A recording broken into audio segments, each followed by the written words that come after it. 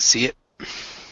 Alright, so please be advised that this is a recording for the DSU. This is going to be for a texture demo. After this recording is, or after this demo is done, we'll hit the stop button.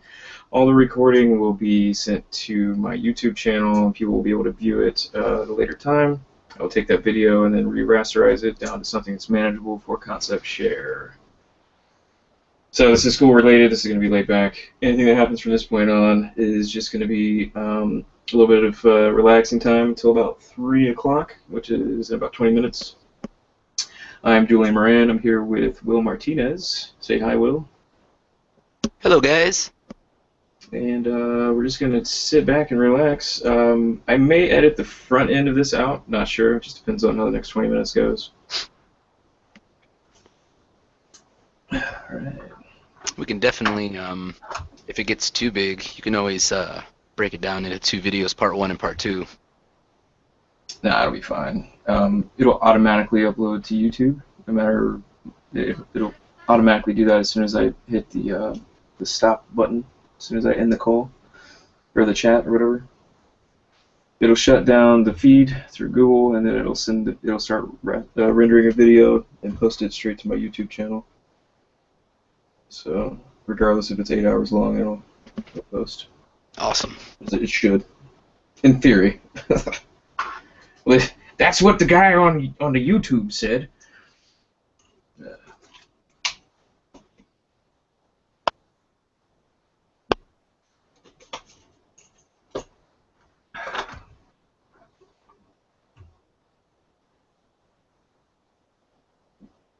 One second, Julian. I'm testing something out really fast.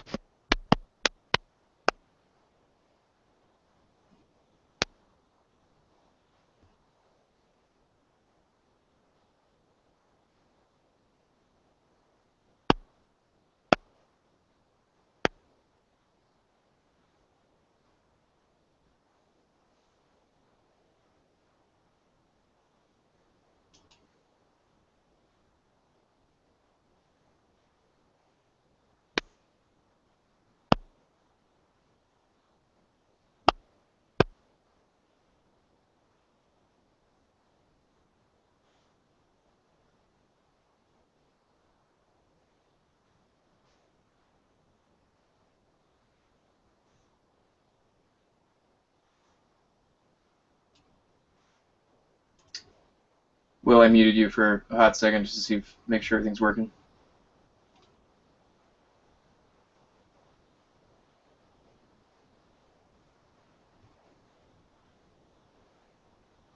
You hear me?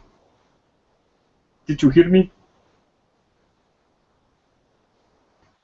I muted you for a hot second to make sure everything was working. Cool. Sounds good. Yeah, I gotta unmute myself after that and forgot. All right.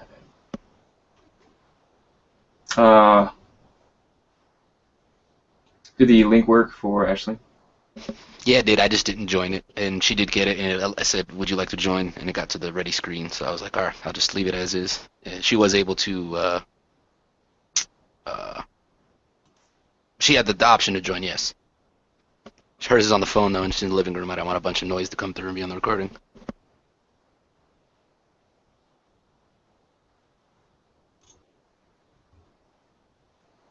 Hmm. Okay. Hopefully people.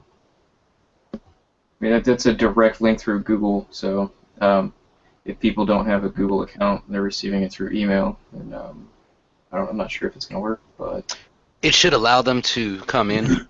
They might have to make a Google Plus account to use Google Hangouts. But as long as they do have a Google account, the link should take them directly to it. If they don't have the Google Hangout add-on, it'll prompt them to download it real quick. Takes a few seconds, and they restart their browser, and it should work. yeah.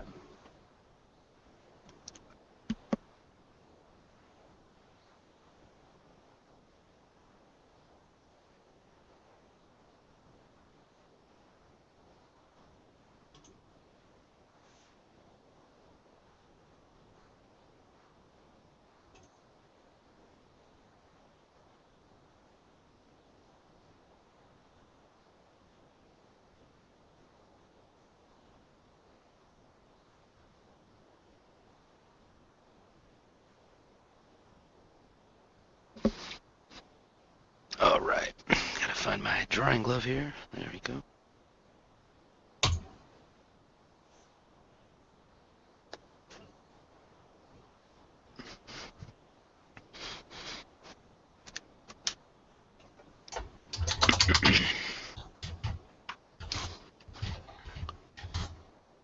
Alright, no wife and sculpting all day today. Yeah.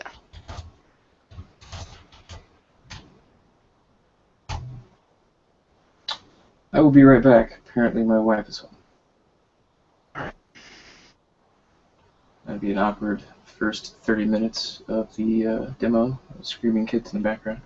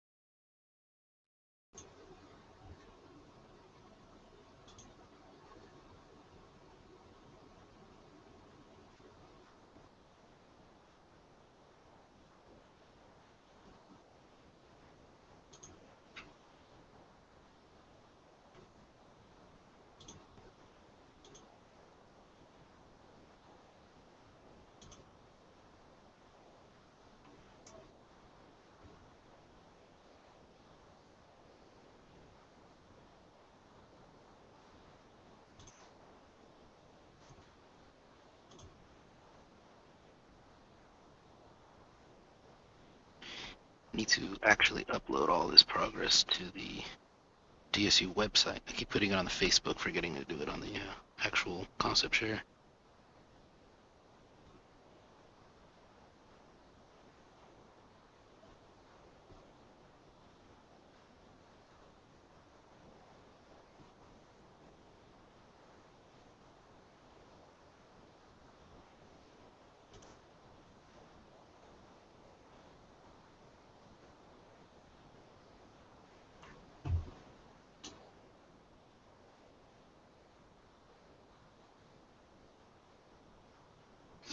So there's like a pretty heavy lag. I just watched the first segment of the. If you like go to click on it to view now, and then you There's have a to delay. say what? Yeah, there's about a minute delay. I know. I was like, man, it's like a full minute. That's alright. I mean, I think it's like that for the recording purposes, and also um, certain programs when it comes to like streaming, like games and stuff. Yeah. I don't know if that's the reason why, but when they do like professional games or like games where it's multiplayered, um, Twitch TV when you're streaming, you can't have it real time because if somebody's watching, they're basically giving away like who's doing what.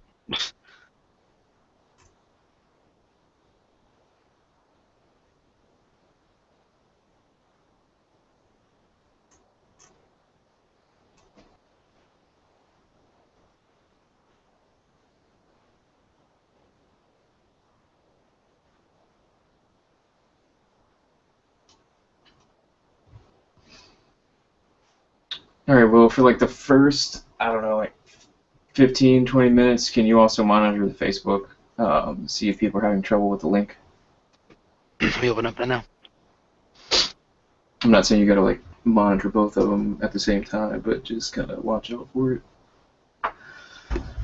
And if these things go okay, or this one goes okay, and I didn't completely screw it up from the beginning, we'll probably do another one sometime next month. Maybe do like a Photoshop workshop or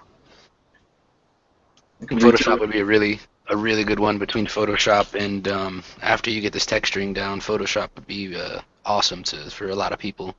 Not saying that nobody knows how to use Photoshop, but like myself, when I first started, I thought I knew something about Photoshop, and there was so much more little things that you showed me that little 20-minute demos here and there that really pushed my Photoshop skills that are super useful when doing these things. For sure. Um, Definitely think that would help a lot of people because I run into that problem when somebody needs help. Ask them, well, how's your Photoshop skills? And they get in there and they're not using unconventional ways, but they're doing longer processes that don't need to be done.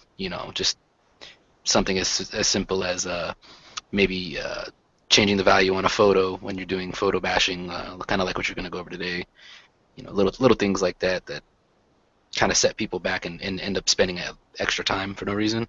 Right.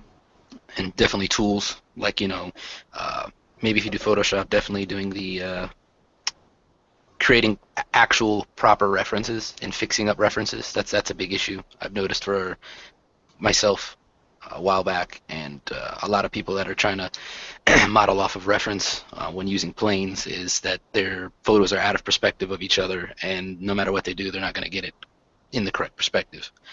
Um, that and fixing up the light sources and understanding light sources in reference, I think that would be really good.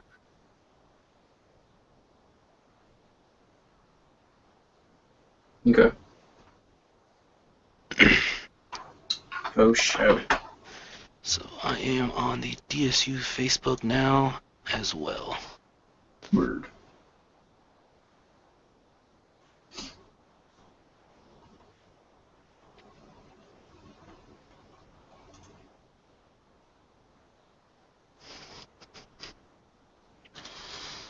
Do you want me to type in the chat board if anybody has a message? Just feel free to message me Yeah, on it.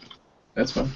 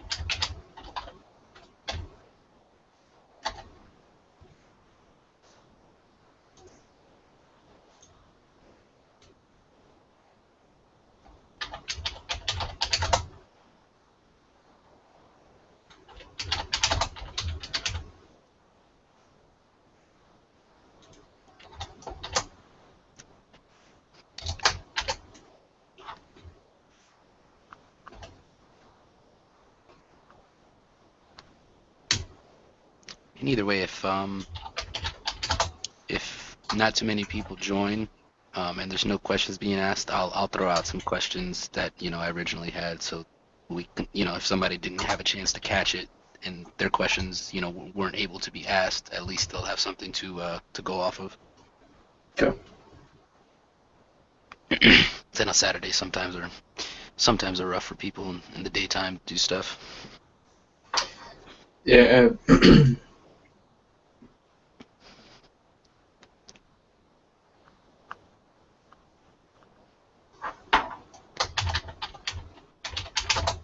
Which bust are you going to be using, by the way?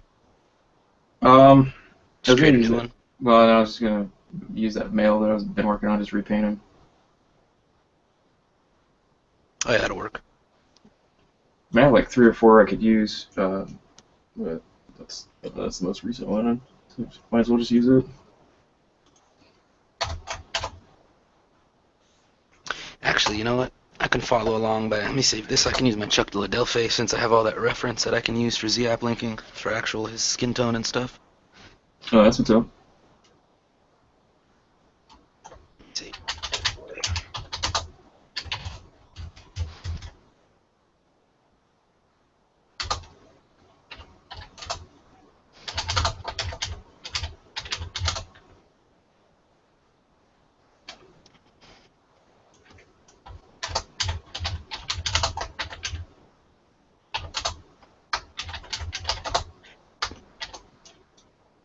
That's not the one.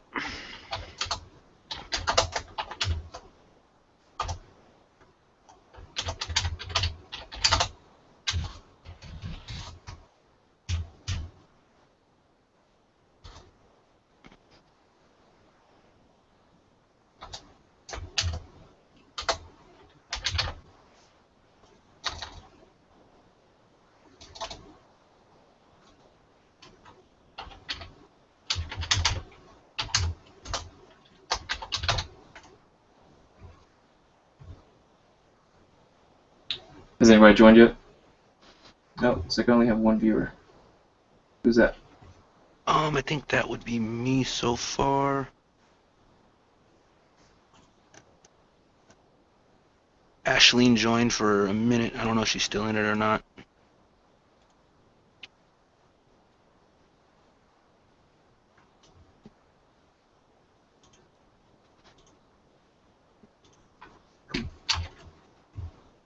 Alright, I'll give it a couple more minutes and we'll start.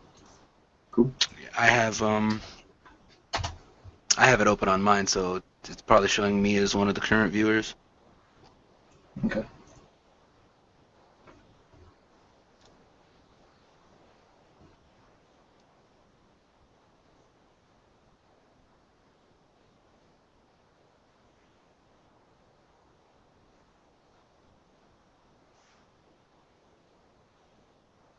Just do some tweaking around on my face over here for now.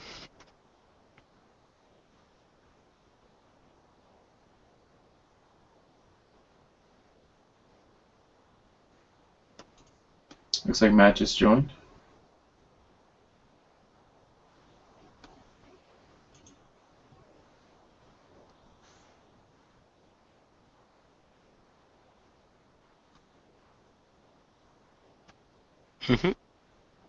Matthew Smith. There we go. So we have one viewer. Outstanding. Alright, Matt, you're probably going to be getting the audio in about a 45-second delay. So if you type something out, we don't respond to it right away. Just hang in there. Again, some of the stuff you might already be aware of, but the demo itself is going to be pretty straightforward and going over just some basic techniques. I will be right back, and then we'll start it off.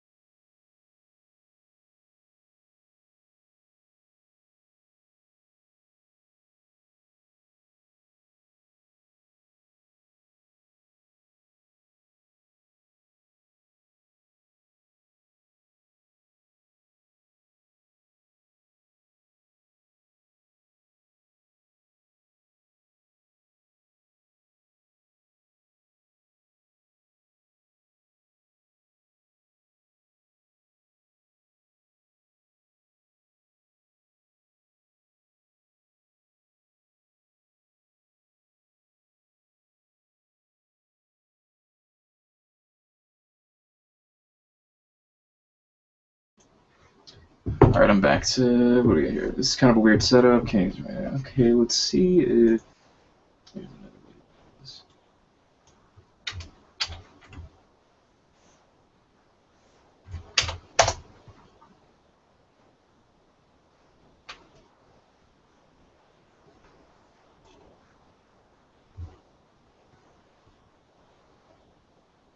Okay, Matthew, if the setup is kind of weird for you, um, you can follow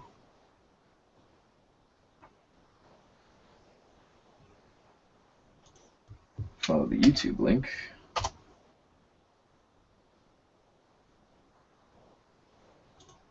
There you go.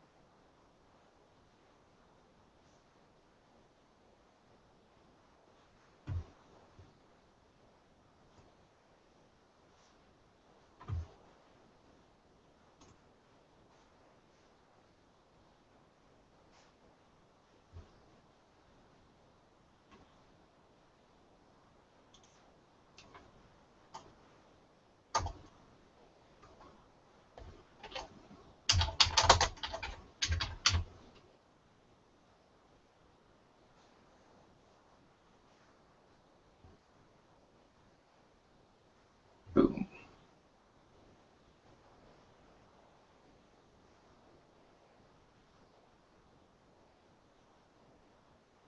Okay, cool.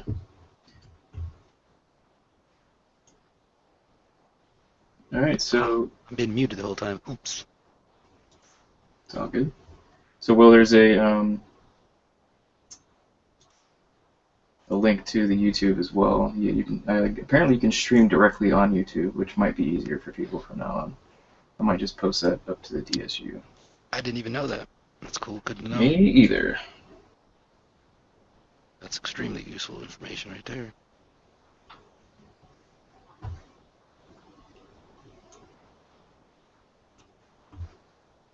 Okay, I'm gonna post the YouTube link.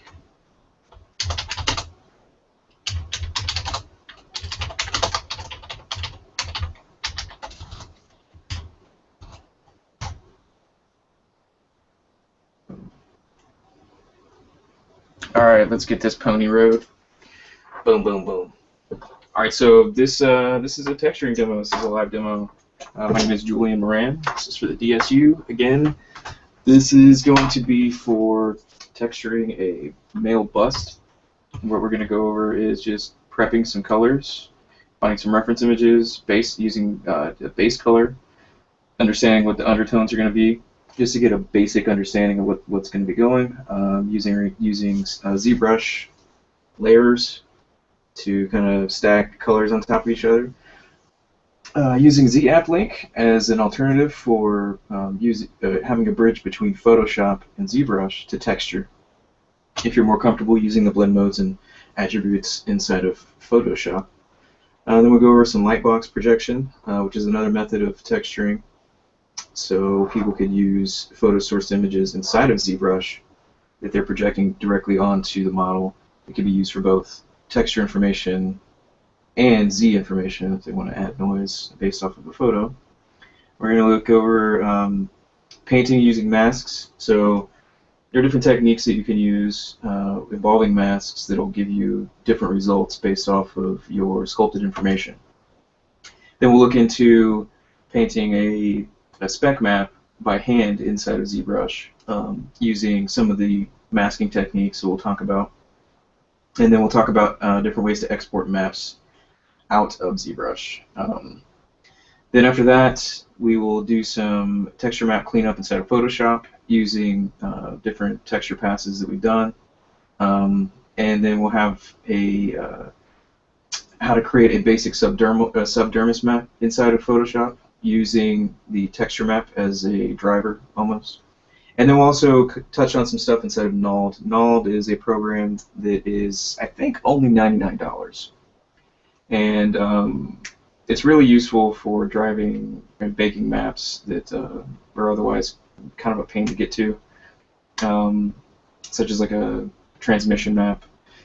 All the maps that we'll go over, you can easily make in other 3D or other map making packages out there, but I prefer Nald. The XNormal does a lot of this stuff too.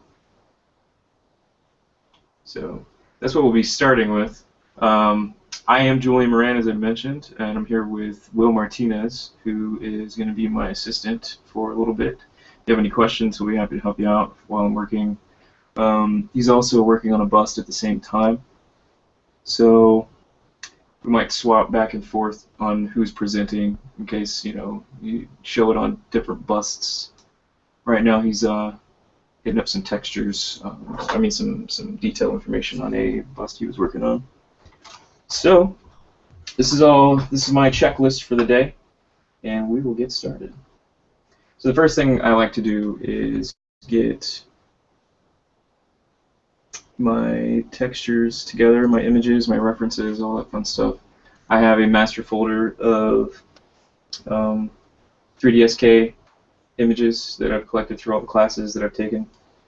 So your references could be ripped off the internet. It's not really going to matter too much, just as long as color information and details are going to be able to be pulled from the image.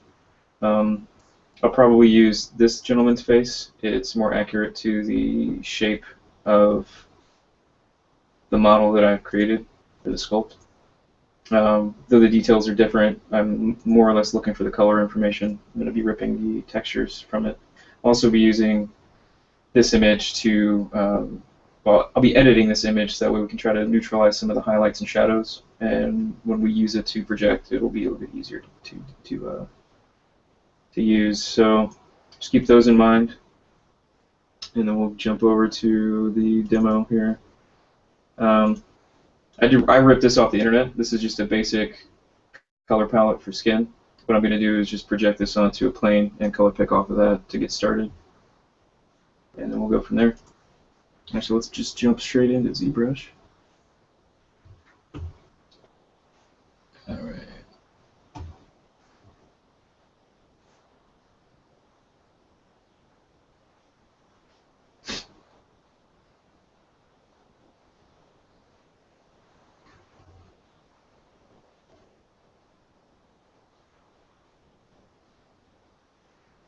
There we go.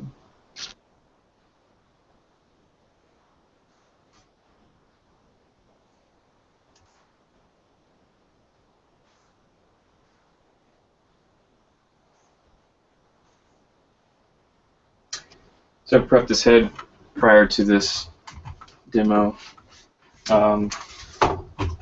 If you're active on the DSU or you follow people on Facebook, you might have seen the bust that I had been working on recently. I'm just going to use this because I didn't have time to sculpt a new one, which is fine. Excuse me. Let me get rid of this shader here. Okay, so first thing you got to do is just kind of understand what kind of details you're going to be looking for. There's some pretty heavy pores. He's bald for the moment, so I'm going to need to try to find some type of hair to represent. He's got a lot of stubble, so I'm going to need to paint some beard information. His lips are fairly cracked, so maybe I want to accommodate that when I get to it. And there is sculpted information in the eyelids, so I'm probably going to need to add information there as well. So the detail in the back, I didn't add that much because I knew that it was going to be covered with hair. So we'll just keep all that in mind as we're texturing this guy. We'll go through our subpalette, or subtools. I do have a pair of eyeballs, just as placeholders to try to fill out the model a little bit more. So what I like to do from time to time is I'm going to append a plane.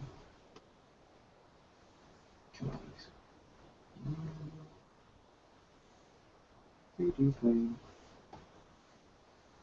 So let's move this guy off to the side. And for now, this is just going to be a color palette. So let's scale this guy.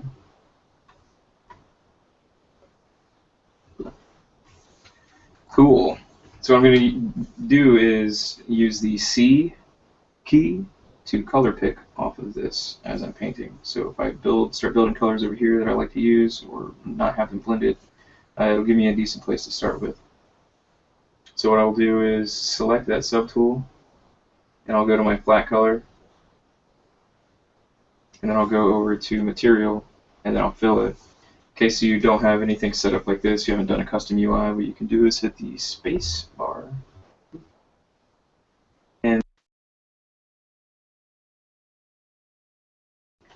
and then you're going to navigate to flat color.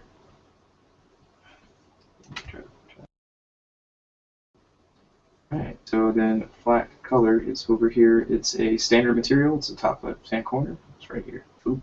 So I have that material. Then I will go hit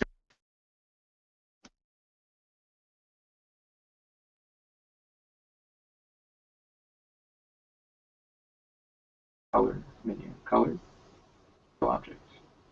All these buttons I have docked, so they're all up here, and I have a fill, all that fun stuff. So the first time I use each tool, I'll try to navigate to it, but just know that I have a customized UI for it.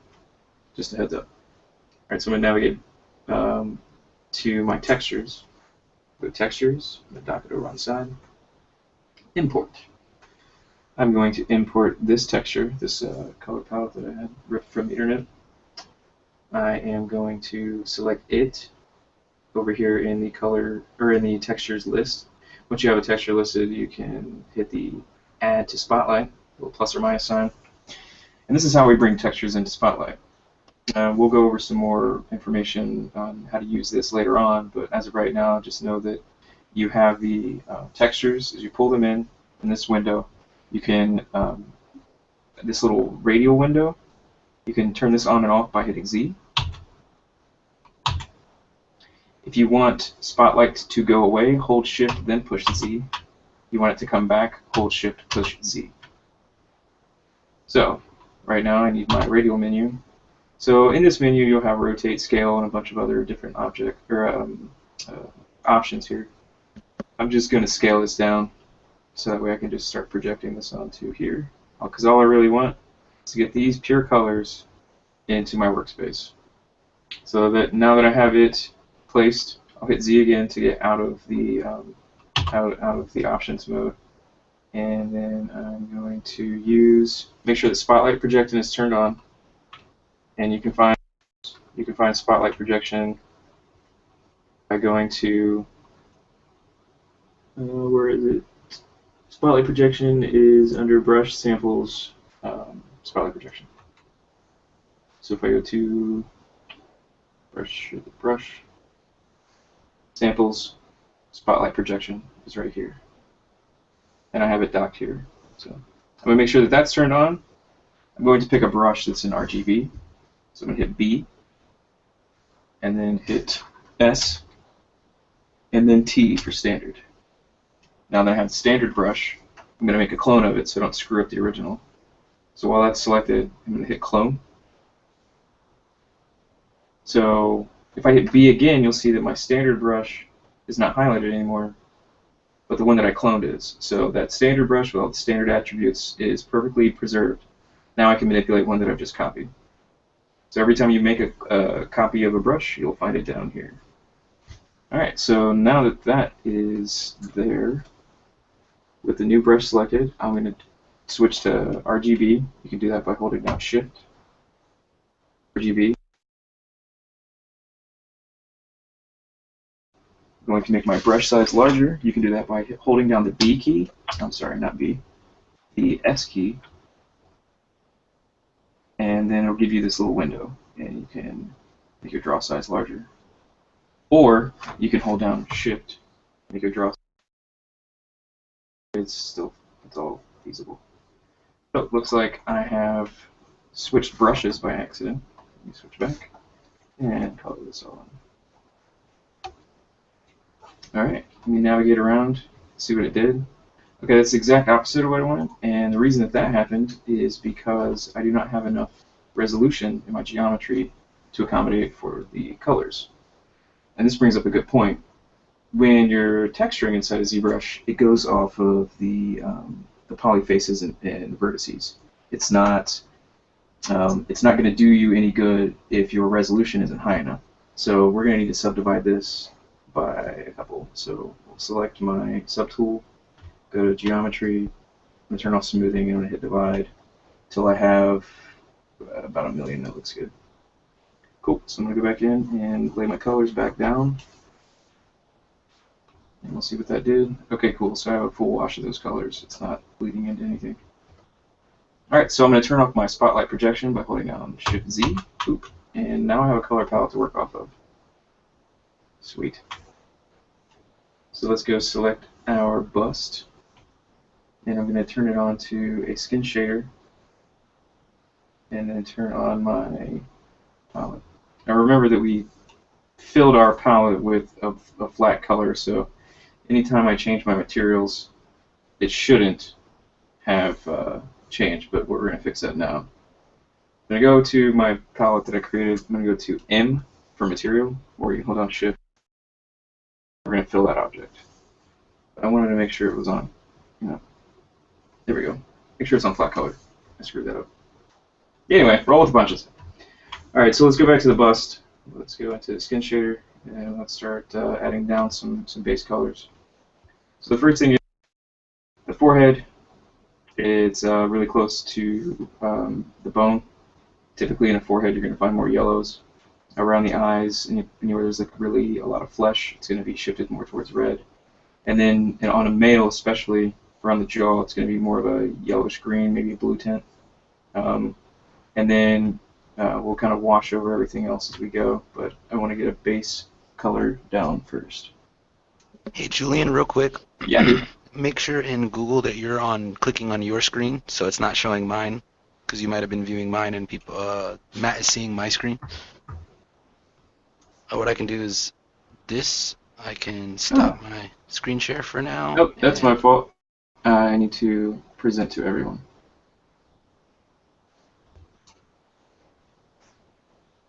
Yeah, because I see your screen over here, but he's seeing mine, I think.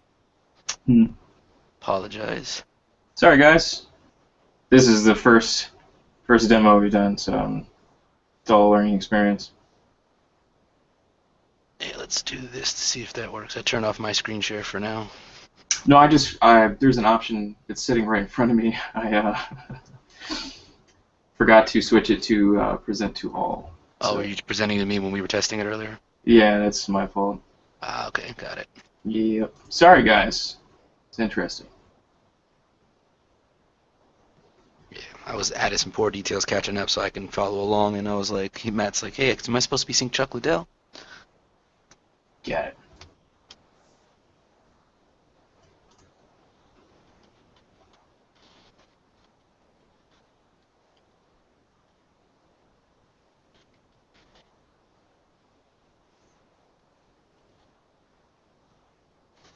Matt right now, just in case you didn't hear.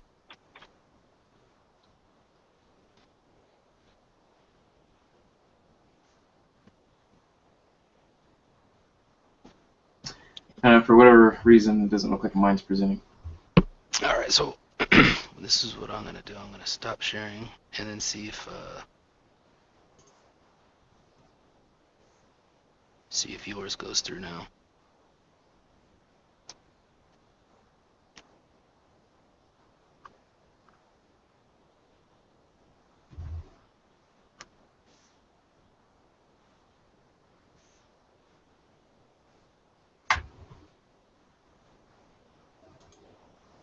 He says he sees yours now.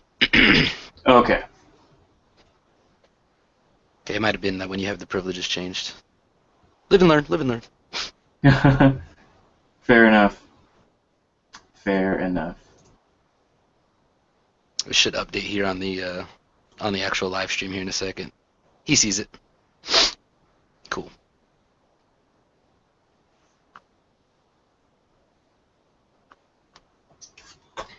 Looks like, yeah, there's a lot of people that didn't get the invite. All right, I I'm am looking at.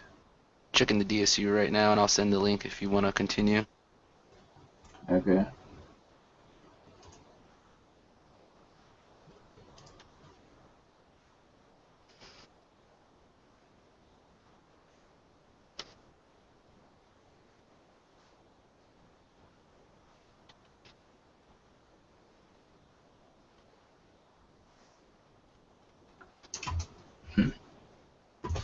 All right.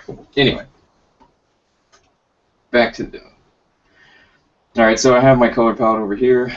I have my skin shader on. What I want to do is start.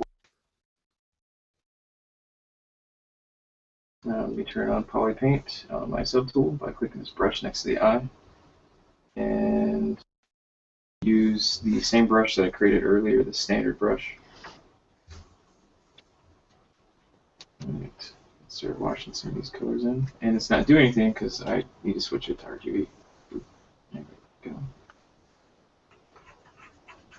All right, so I'm gonna get yellows, where I know it's gonna be like kind of closer to the bone.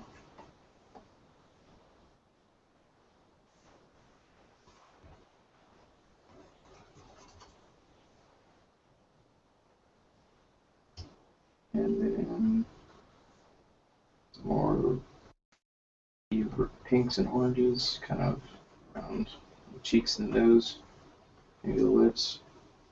Shift that over to the nose, and through the lips. Switch around the jaw.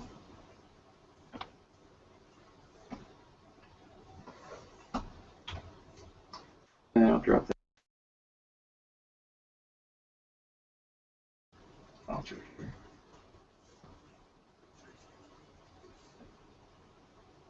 Okay, so the next thing I want to do is kind of prep my smooth brush.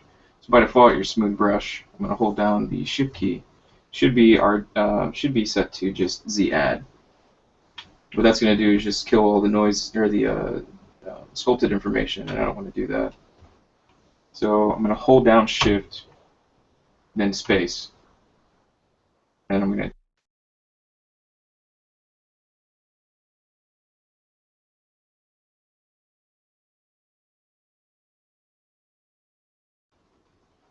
when I hold down Shift, it switches over to my smooth brush, and the smooth brush is now set to RGB. So now I can use the smooth function to blend colors.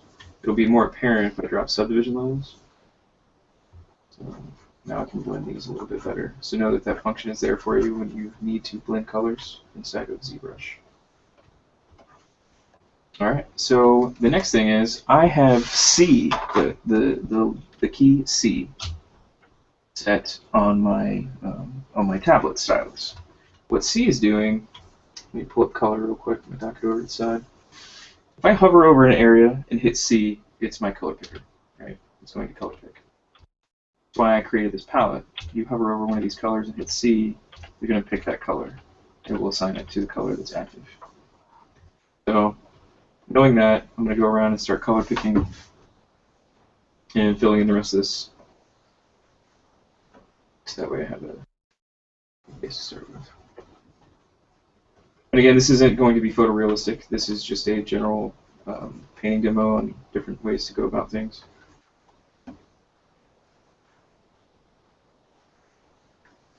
I'm going to adjust my RGB intensity from 100. And so from here, I'm going to ramp up my subdivs, and then I'm going to start color picking from the palette that I have. And I'm going to start with the forehead, and I'm going to pick this color. Now I want to start playing with my my alphas. So if I go to alpha, I dock that over to the side, and I click on the alpha box, it'll pull up my alphas. I have some extra alphas here that I've downloaded for the internet, but don't worry about those. We use a lot of the defaults. Alpha 23 This is spray alpha. Same thing with the 07. 23 is a little sharper. 07 is not. I'll use the one that's not for now. And with that alpha, I'm going to go to draw, or maybe it's brush. I think it's brush. It's draw. Draw, I'm going to change my angle of view to about 30, which matches what people are used to with Maya. That's more just like a perspective fall off. When I turn perspective on, it matches Maya a little bit better, which kind of helps me. All right, then with that being ready, I'm going to go dock my textures. Oh, the texture's already docked. Look at a stroke. Stroke. All right, so with the stroke, I'm going to turn it to spray. And then we're going to go to modifiers. And I'm going to drop the color down to like, I don't know, like 0.1.5, something like that. Because what happens with the spray is it bounces between two colors. And I only want it to use the color that I have picked with a slight variation. So that'll help me start getting some of the breakup. So if we switch over to flat color, flat color, and then material fill object, you'll see that this brush is adding breakup for us with the color that I've selected and a little bit of variation. And that yellow is still in there, so we can. That's kind of why we have the underpainting going. All right, so let's start moving some of this around.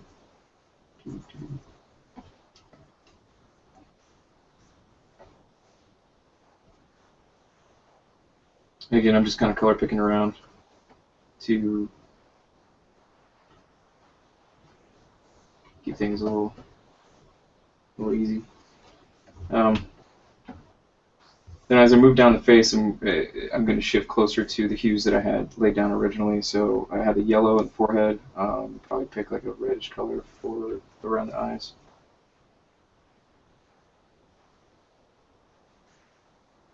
Start adding some of that flesh.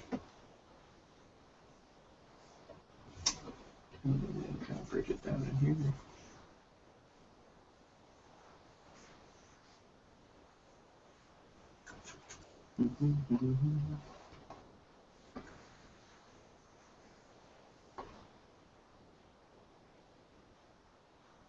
And then down towards the bottom, we'll grab a kind of like a fleshy gray color. It's going to help out with stubble and being a male and getting that beard stuff going.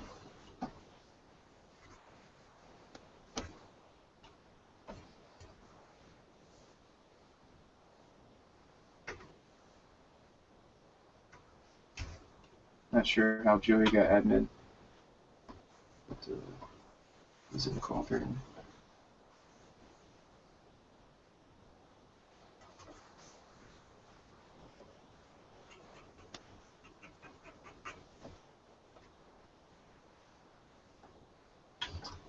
Okay.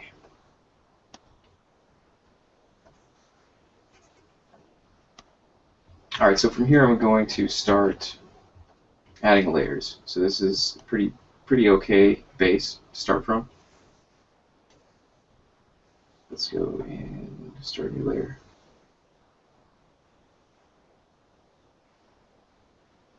Add layer. All right, now I'm going to start trying to fine tune some things. First off, I want to adjust my material because this the skin shader is pretty decent for showing off what the colors are looking like with skin attributes, but the specular is too high in my opinion. So I'm going to go to material. I'm going to dock that over, and I'm going to go into the modifiers with that material selected, and I'm going to drop the specular contribution down to like 7, maybe 10. Just so that way the light isn't killing it, and I can actually see some of the highlights and the colors and forms. Cool. So from here, let's start adding in some more color breakup. So now that our base is in there, I'm going to drop and I'm going to start adding in some more saturated colors. So in the forehead, we're looking for more of a yellow. So color.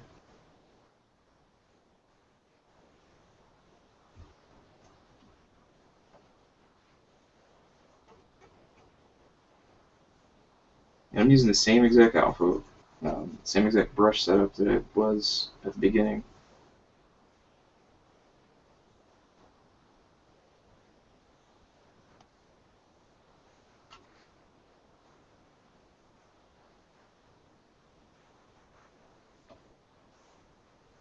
A lot of these techniques can be, you know, transferable over to other assets. Like if you're painting a speedboat, you might want to have, obviously a flat color that washes over it, but that color isn't going to be consistent all the way through. So you may want to utilize some of the breakup techniques, having a color next to a color and then using some of those. Hey, what's up, Joel? Oh, what's happening? Not much. In the middle of a demo recorded. Awesome. Going over some techniques here.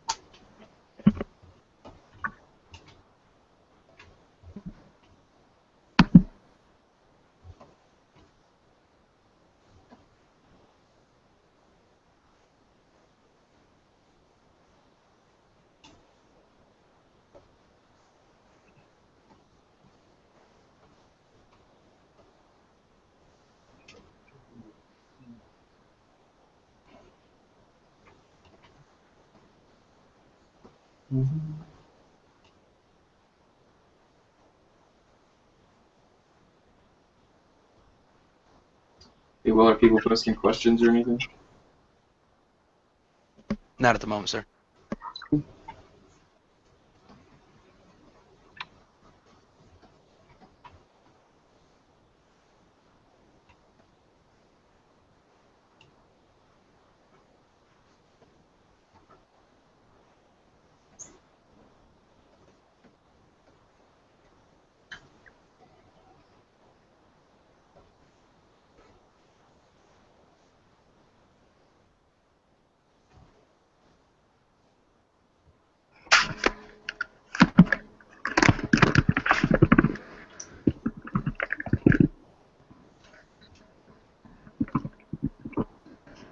I may not be using layers. Layers tend to screw up on me. It's just my luck. There it is. I baked the layer, and that's what it looks like. So I'm going to discard that layer, and I'm not going to use layers.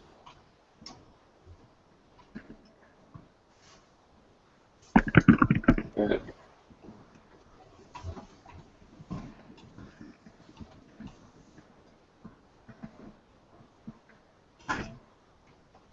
Start it over a little bit. Roll with the punches.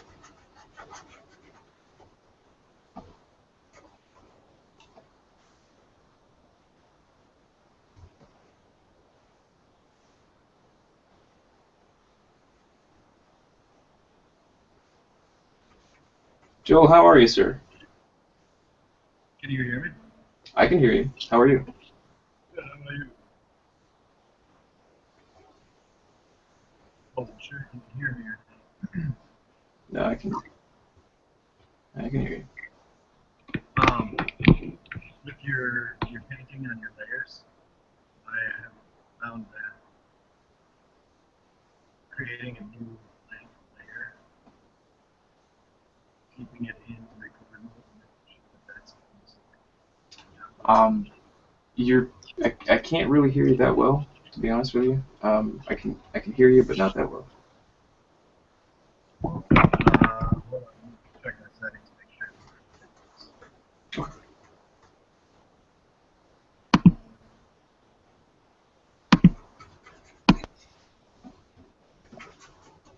How's that? Much better. Okay.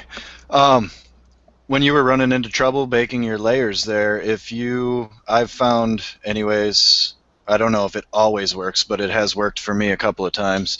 If you create a new blank layer, make sure that's the layer that's selected and that you are in recording mode on that layer, and that you haven't added anything into that layer, so it's just a completely blank layer. And then bake all of your layers, and it should fix that problem with the poly paint. Interesting. No, I've never tried that before. I will keep that in mind. Yeah, I'm not sure that it'll work 100% of the time, but it has worked for me on a couple characters. Get it.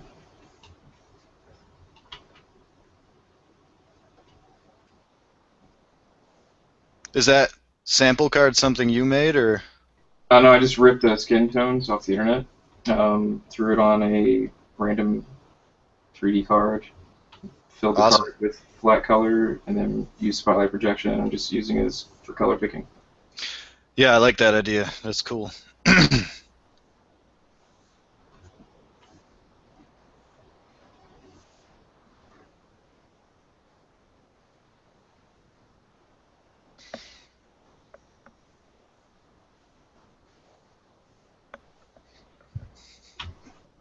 Still got the 4R6, I see.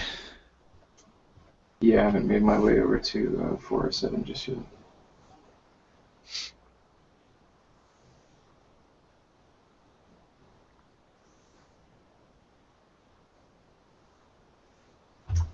That was interesting.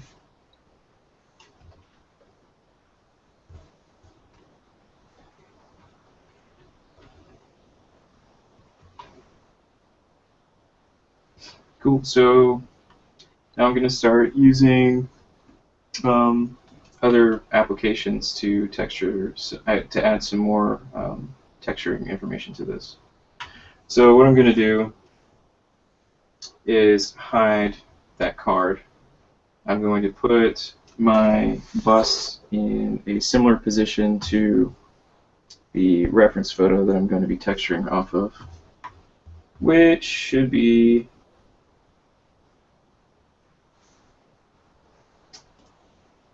this guy here.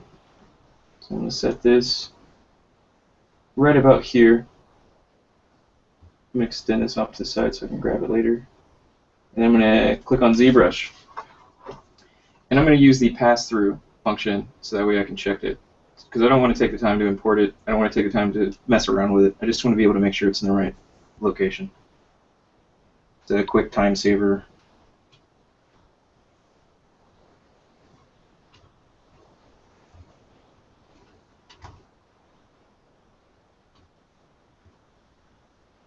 Yeah, it's about right. It doesn't have to be perfect. What I'm looking for is the forehead and the jawline. Maybe I'll turn off perspective and see if it lines it up a little bit better. That'll work. Something like that. Do you know you can change the angle of view on the camera for your perspective so you can get stronger or weaker perspective? Yeah, we went over that earlier. Okay. Sorry, I was a little bit late getting in. Oh, good. Something like that. So I'm going to turn this guy all the way down, and I'm just going to drag this guy over. And we're going to go to Document. So Document, down at the bottom, you're going to find Z at Link Properties. If we check this dropdown, how this works is you're creating snapshots of a camera view. So right now I'm going to hit Front. When I hit Front, you'll see that Back turns on. What this does is it keeps the local position of the geometry and the camera. It stores it on these buttons. So if I hit Front, it'll snap right back to it. The Back automatically populates, and it is the reverse based off of the front view camera. Boom, like that. So you can do the same thing for the right side. I want to snap this over to the right. Store right, it'll automatically store left. Top, if I set, oops. So I accidentally hit top while it was set to the side, which tells me that these two buttons are not correct. So what I can do is clear to, the view I don't want. Clear to the view I don't want. And then that allows me to position where I want it to and then store the view. There's a couple different ways to use this to your advantage. If I have all these views stored, right, and I want to showcase things based off those camera views, what I can do is I can export a character snapshot, which is this button here. For this to work, you need to first create a bridge between ZAppLink and your external software. I've already done this. There's plenty of tutorials on YouTube on how to do it. But for now, I'm just going to hit the button. It's going to take it straight over to Photoshop.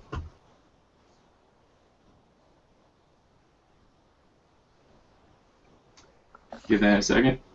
And what it'll do is it'll line it up in a character strip. So if you didn't know that this is a quick way to get a character sheet going, now you do. So by default, it'll have a background. The background will have a mask based off of the geometry in the scene. What I like to do is just fill that with a gradient because it leaves a halo around things, and that's kind of a ugly way to do things. So anyway, that would be a presentation. I don't need this. What I do need is the second way to use it. So what I want to do is send a couple of images or camera views to Photoshop as a textured bridge. So I'm going to clear all. I didn't want to clear all. Cancel. I wanted to clear all the views except for the front one, which is the one that we stored based off of the photo. Boop. So from here, was it? Will, you got something to say? I was gonna point one thing out. When people are doing this, if you use a flat shader as your material to bring this into Photoshop for this next step, it won't work. And the reason being is it has to have some kind of shaded information on the material that comes out of ZBrush. So make sure you're using a skin shader or some kind of basic material, anything besides flat shading, because the next step that he's about to do will not work. Yep. So again, you need to set up your ZAppLink to build a bridge from ZBrush to Photoshop. I'm going to hit this ZAppLink views, which is not the make character sheet.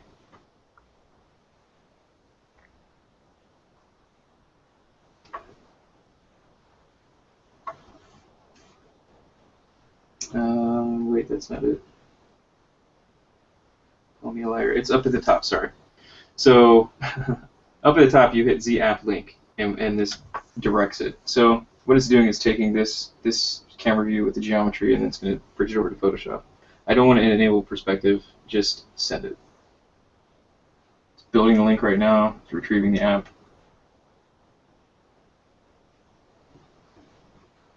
So what it's going to do is have the shaded information on a separate layer and then a designated layer for color information.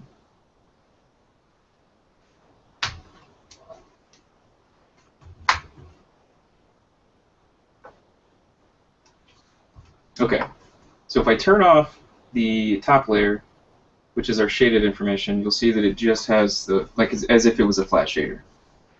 So that means that this is what the flat shader looks like with just white. Or I'm sorry, the shader that we used with just white. So what we need to do is build layers in between the front layer and the ZAppLink layer, and then we merge it all down because what it's looking for, it's going to target a layer named front to project onto ZBrush. So everything that we put in between these two layers need to eventually be merged down, and then we save it, jump back into ZBrush, and it'll project it based off of our parameters. So what I'm going to do is pull in some of the photo textures. If you're not aware of this, but then maybe you will be here after a second. Photoshop has a drag and drop technique. So if you drag an image, so this is the image that I want to drag, you drag and drop that directly into Photoshop, it works just fine. There are quite a few ways to bring images into Photoshop, and each way does things a little bit differently, but this is what we're going to use it for. So what I want this image for is just the color information. Right now, it's got highlights, it's got a little bit of shadows, the light's uneven, and it's going to create a problem. So I'm going to go ahead and throw this in a group folder. Take that image, and we're going to duplicate it. I'm going to hit Control J, or Command J, depending on if you're on a Mac. If you hear me say Control, just think Command. So I'm going to take this image, and I'm going to invert it, Control I. But I can't do that because it's a smart object. I'm going to need to rasterize it. I'm going to right-click next to the name, rasterize layer, then I'm going to hit Control or Command I to invert. I'm going to take this layer, I'm going to set it to soft light, and you can see that that kind of neutralizes things. But what it does is it kind of washes out some of the colors. So what we're going to do is make a duplicate of our original, set it above, and we're going to set this one to color. So you can see that our color is back now. But it's washing out some of the occlusion areas, so I'm going to need to make a high frequency pass. We could do that very easily by making yet another duplication of our original. We're going to take this, I'm going to rasterize it real quick. I'm going to set it all the way at the top of our group here. Go to Filter, Other, High Pass. I'm going to set the pixels high enough to where it starts to give me the occlusions that I'm looking for. And this is just for like small fine details. This stuff can be washed out later if it doesn't look right. I'm going to hit OK. Set this layer, blend mode, to overlay. So now we have something similar to a flat color that we can use. So if I take our before and group these together. So that's before, this is after. So we're getting rid of some of the shadows, it's bringing out the colors, and it's more of a frequency division, or not division, but yeah, we're getting the colors out a little bit better. There are other techniques, there are better ways to do this, but this is the fastest and simplest to just get the raw colors. I'm sure Joel has a good technique for that, and he'll probably share it with us some other time. I was actually going to say, if you set your high pass to linear instead of overlay, you get a broader range of control. It is stronger to begin with, and then you can drag down your opacity to control the strength of the layer more. Linear light, linear dodge, or linear burn? Linear light, sorry. Okay. Linear light, okay. And then use your opacity on that to control the strength of it. Got it. Okay. Cool. Do you have any other notes on this really super basic setup? No, you're doing it all pretty much the way that I would do it for this setup. Cool. All right, so with this group, what I'm going to go ahead and do is I'm going to work destructively, and I'm going to merge them. I'd recommend not doing this, but if you choose not to, and you have CS6 or higher, you can add a mask to a group. You know what? I'm not going to merge it. So we'll just add a mask to this group, and I'm going to invert this mask. Select the mask, Control I to invert. All right. So what this mask is doing is it's going to create an area that I can just paint directly on the mask, and it'll paint where I want it to go instead of having to erase or cut things out. So if you hold down Shift, you can turn off the mask. Now what I'm going to do is select the group, and I'm going to position it. Hit V to grab my Move tool.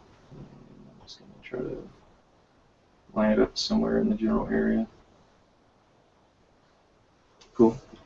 If I hold down Shift and click the mask, it'll turn the mask on with the mask selected.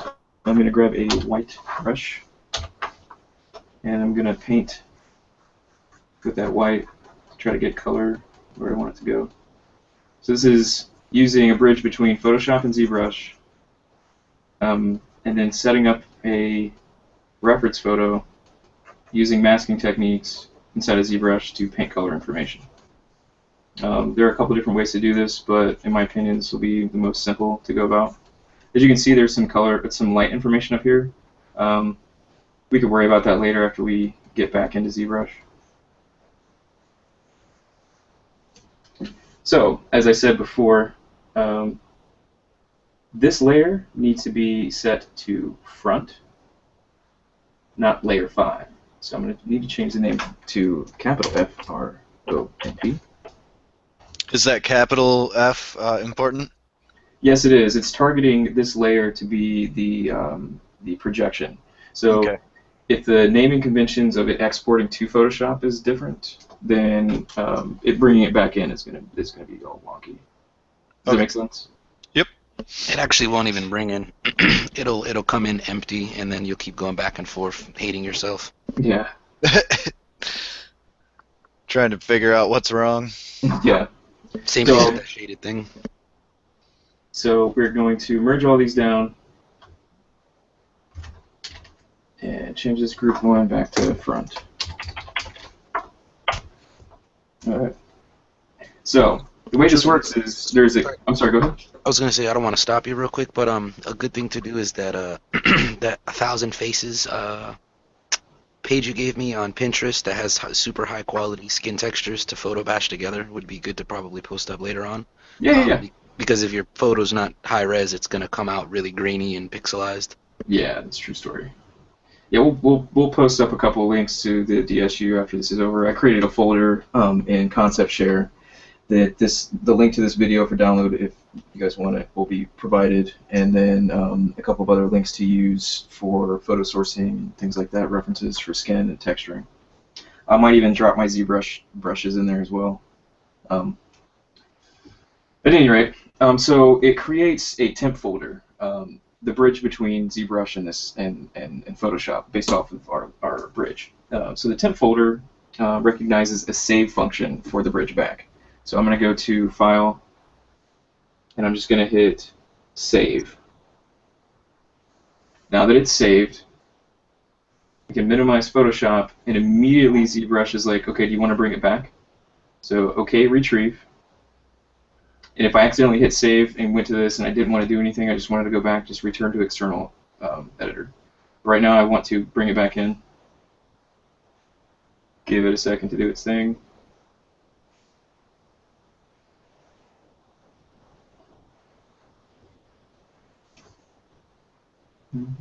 That looks like it didn't want to do it. Sad. Okay. Roll with the punches. For whatever reason, this did not work. Maybe it's view. I think it might be view. I should have put view instead of just front. What I can do is go to select copy all. I'm going to start a new document. Okay. Son of a bitch. Select all. You might need to select your top layer on your layer palette to get all layers. I just want the canvas. Typically, if you do this.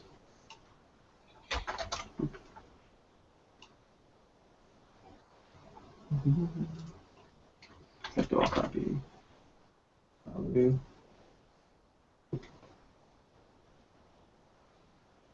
Cancel. Let's just jump back in here. Hold down Control Shift plus V to paste special. It'll paste it exactly where it was from the original image. So if you ever want to copy something from the same document over to another one in the same location, you'll be able to use Control Shift plus V to paste it specially. Alright. What this is going to allow me to do is kind of like a temporary saving solution for this screw up that just happened, and we'll move on from there. I'm going to close this document, don't need it. Do you want to save? No. Let's jump back into ZBrush.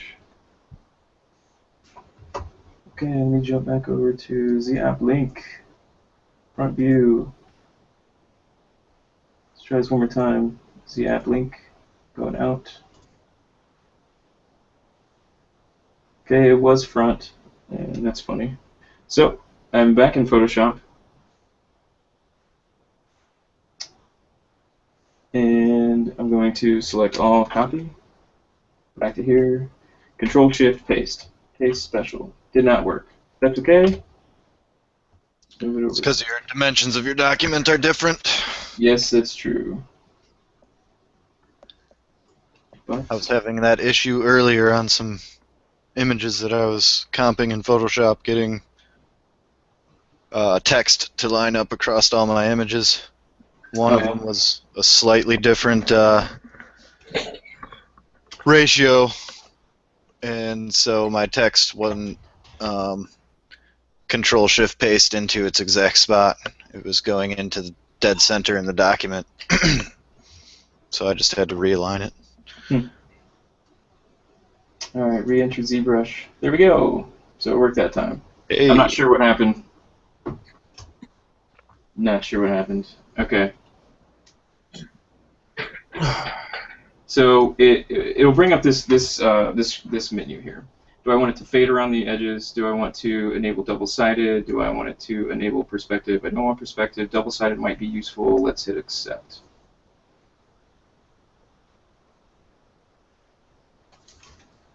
Okay. So it went around to the back, and that is a demonstration of what it means by double-sided. It's projecting on the front based off the camera, and then around to the back based off the camera. So for, just so you know, if you're doing like an ortho view, like the side, like a straight-on ortho view, using the that method would work. But because I was at a 3/4 angle, it projected to the back. So. Can you mirror? Yeah, you can mirror from here. Joel, I yeah. think what you missed was towards the beginning. I had this list here. I was just going to show different ways to use ZBrush to texture. Right now, I am on ZAppLink, and then we're going to use some mirroring. We'll use a mirror function to project it over the other side, and then we're going to use some spotlight projection. And then we're going to use some masking, some other things. But I'm just kind of going down this little checklist. I don't really have too much time left. But, okay, cool. Okay, so from here, okay, Joel, you were saying you could do the whole mask half. I was wondering if you could. I've never tried that with poly paint. Okay.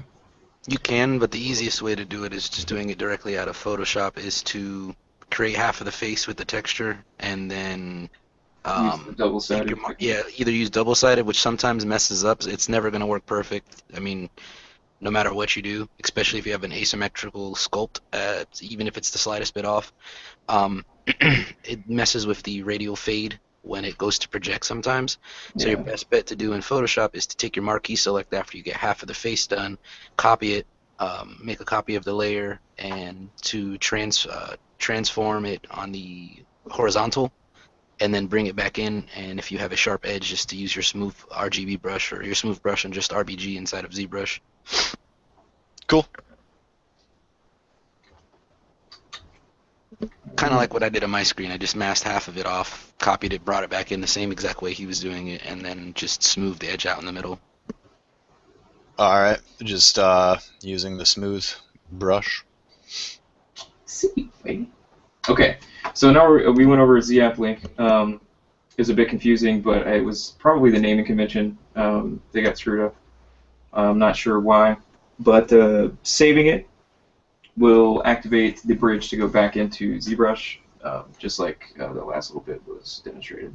So from here, we're going to go over using spotlight projection techniques. So to use spotlight projection, you need to pull from the beginning of this video the same exact methods of projecting down onto this. So we need to pull up our textures, and then we need to go find the textures that we want to input. So go to import. I'm going to go to my handy dandy skin folder. Go to mail. I want this one, that one, and this one. Hit OK. And you can see that they pull into the textures palette. Each one of these independently I have to click on and then add to spotlight. Oop. Click on the next one, add to spotlight. Click on the next one, add to spotlight. I'm going to hit the comma key to make this bar go away, and then now you can see that all the images that I pulled into spotlight are over here. Alright, so remember that Shift plus Z makes it go away, Shift plus Z makes it bring it back. Hitting the Z key brings up our radial menu, and from here we can start manipulating things. So one thing to note is while you're in the radial menu, you can't move around your geometry, so you have to get out of radial. Same thing with trying to project. I can't project from this menu, so I have to hit Z to to affect the geometry.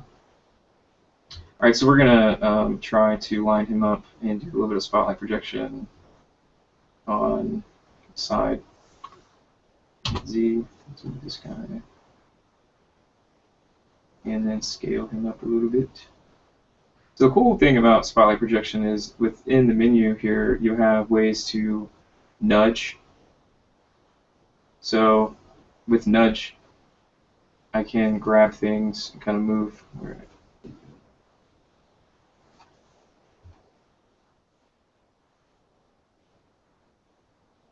Can nudge my, it's kind of a, I don't know, almost like a warp function inside of Photoshop, but it's not exactly warp.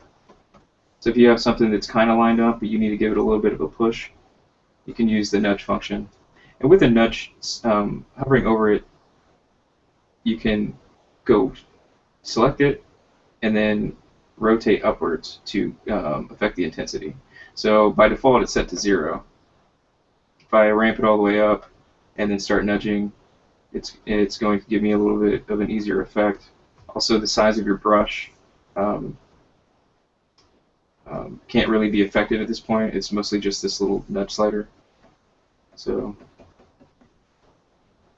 all right, so I'm gonna push it around. It's not gonna be perfect, but it'll be a good starting point. So I'm gonna turn off the spotlight and double check to make sure that I am on flat shader because I want to test this out to see what it looks like.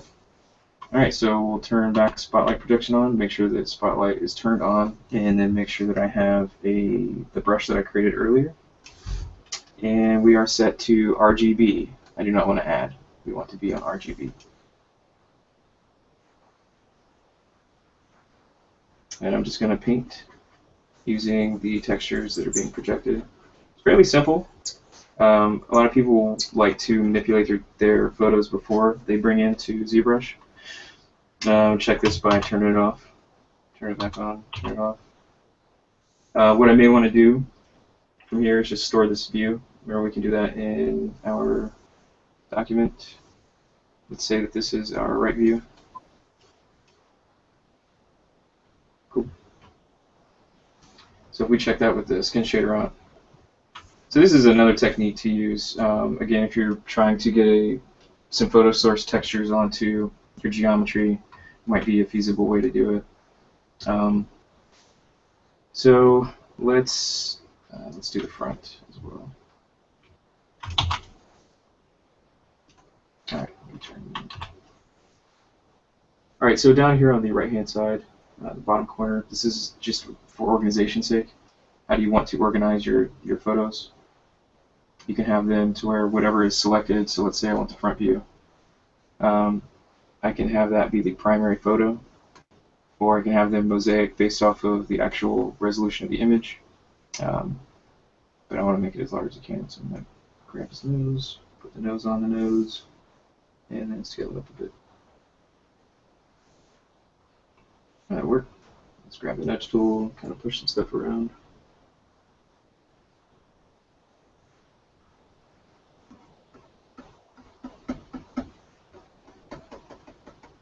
Hey Joel, do you have any special techniques using spotlight projection?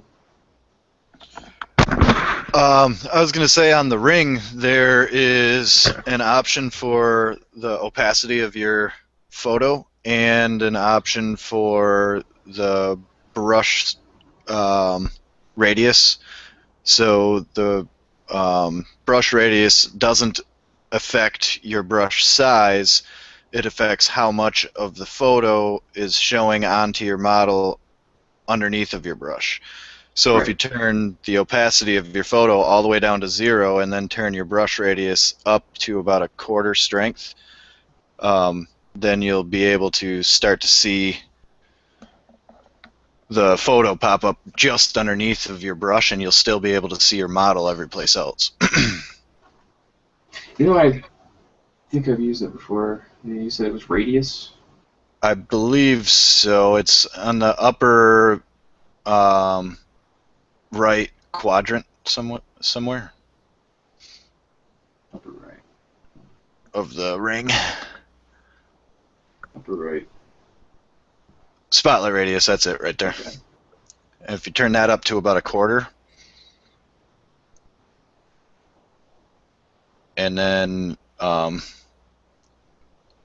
when you, there you go.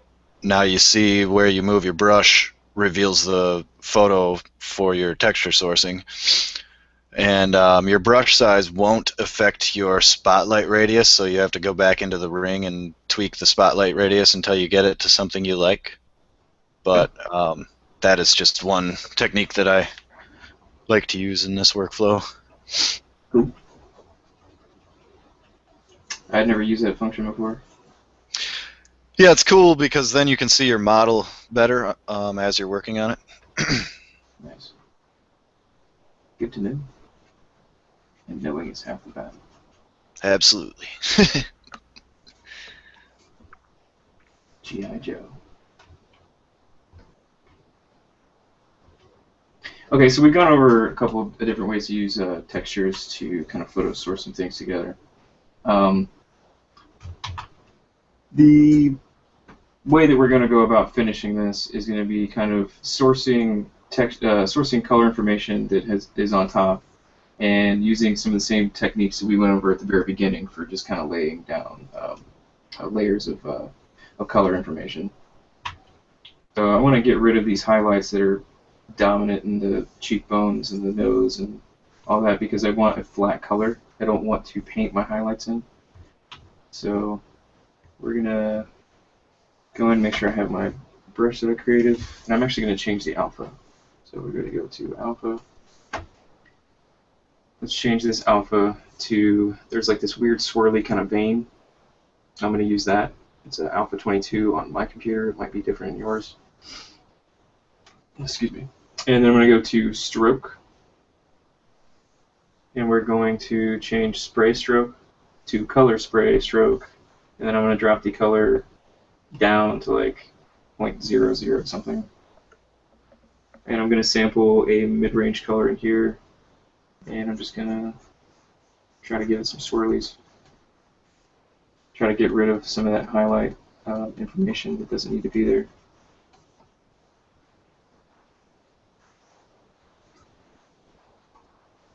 And again, my RGB. I'm just trying to get rid of some of that highlight stuff.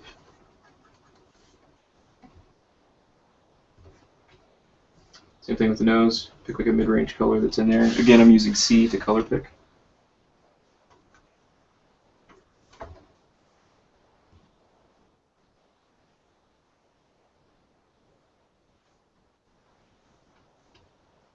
Same thing over on the top of the cheeks.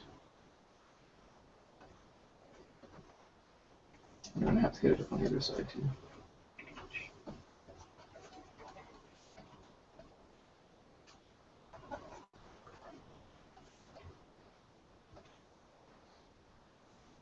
Okay, the thing with the bags, I mean, this might actually be capillaries or, you know, issues with the skin that's making this happen. I haven't done enough research on why bags are dark. Joel, do you have any insight on that? Not really sure.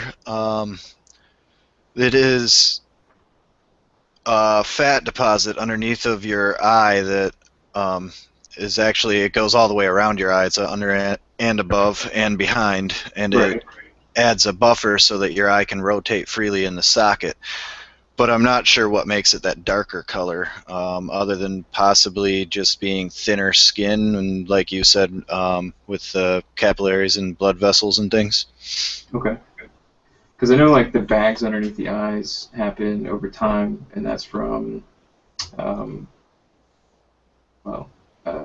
The fat deposit underneath the Yeah. eye shrivels up and separates, Yeah. and as it separates and sinks, it drags the skin with it and causes a bag. Yep.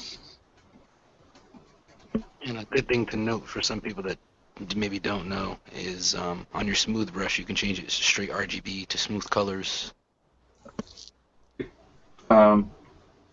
If you missed that at the very beginning, that is a good thing to know. For sure. So, What's up? what was that again? At the Will? very beginning of the recording, that's one of the first things I went over, was changing your smooth function. So if you're holding down Shift for smooth, you can Oh, also... and making it just affect the RGB. Yep, so you hold down Shift Okay. and then spacebar, and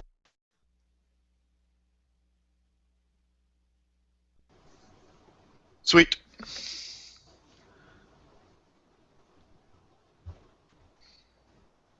I'm just working with the face. I want to get the majority of the face kind of cleaned up before we move on, so it's just going to be me noodling around. Um, if anybody wants to share their screen while I'm doing that, that's fine. Volunteering, you will. Pressure. I'm just messing around with skin shaders right now.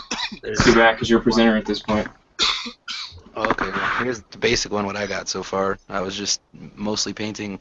I don't have any good high-res pictures on this guy in particular, so I was about to go grab some of those photos for the website I was talking about so I can use the spotlight projection technique that you just were showing. This is all just from the Photoshop and then painting.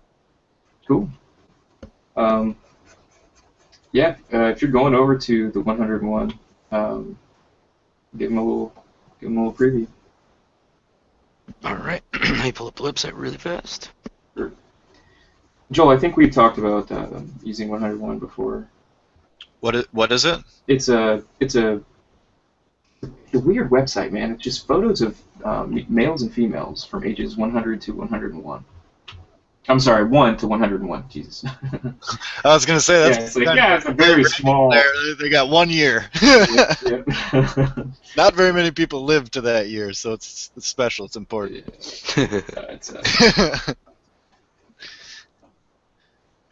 Pulling up there right now. Give me 1 second. I got a billion bookmarks. No, it's all good, dude.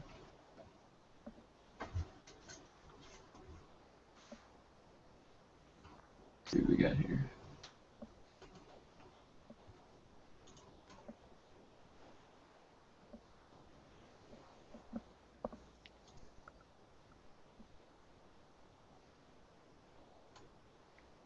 We only have one person watching. That's funny. I think most people are in the actual Hangout. There's 4 people. 4 people in the Hangout? Oh, okay. That's what's up. Is the Hangout separate, or are they somehow linked so the people in the Hangout? Oh are no, watching I'm not this too? sure how you got admin access. This was you, Joey, and Will are part of the admin presenters. I'm not sure how Joey got in. Not sure how you got in either. Well, He snuck in the back door apparently. yeah, I requested access to get into the live or whatever it's called. Got it. But then I saw the link posted on the DSU and just clicked on it and it brought me in. I think it's because I shared admin with my direct circle, and Will was in it because I knew he would get it. But I also have you in my direct circle, and I think Joey as well. Okay. That's funny. Well, hopefully some of the people that aren't able to get into it will download the recorded version. Yeah, that would be nice. Yeah, like I was saying at the beginning, I mean, this isn't going to be like a full, like, sit down and do the entire thing from start to finish, but it's just to go over texturing techniques inside of ZBrush and Photoshop. Honestly, I think it's more helpful to see techniques and see them put into use than to see a step-by-step tutorial, because it gives you a little bit more freedom to apply the techniques to your own work and your own workflow and techniques that you have developed also, whereas a straight-up tutorial is step-by-step, do it exactly this way, and you'll come out with exactly the same results. You know what I mean? Yeah. Unnecessary roughness. So here's the 101 .dk and the website is basically high-res photos of people from newborn all the way up to 101 years old with skin textures on there that you could kind of photo bash together. Did you share the link? I will do that right now. The reason I ask is because I think you had single share on your ZBrush document. That's it. Yeah, I can't see any. That's right, I do. Good call. And I will share my whole second screen here. So here is this, and I will post the link up. So this website basically, something Julian found a long time ago. It's just exactly what it is. It's just pictures of women or men, ages 100 to newborn. Good for grabbing just skin textures, especially on the ages that you're going for. Mostly because I like it because with children it's harder to do. It seems like because they have obviously a lot more color in their skin. It looks like rather than break up when you're getting older, going towards the elderly ages. But this is one website. I gotta find the other one here in my in my bookmarks for you, and I'll post that one up as well. It's the guy on Pinterest who I'm sure you have it somewhere quicker to get to, but Yeah. the super high-res photos of hundreds and hundreds of different pictures. Actually, it's a female. She works for Naughty Dog, and she posts to her Pinterest. It's just copious amounts of like high-res, up close and personal photos, and the eyes are blued out. I do believe. Is that the one you're talking about? Yeah, that one. That's got really good skin textures. I mean, the pictures are huge. Perfect for doing the workflow that you're showing right now, especially for Spotlight and or Photoshop. Nice.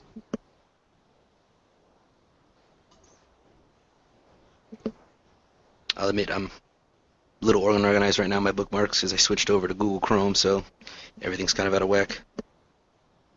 It's fine. I don't want to spend too much time.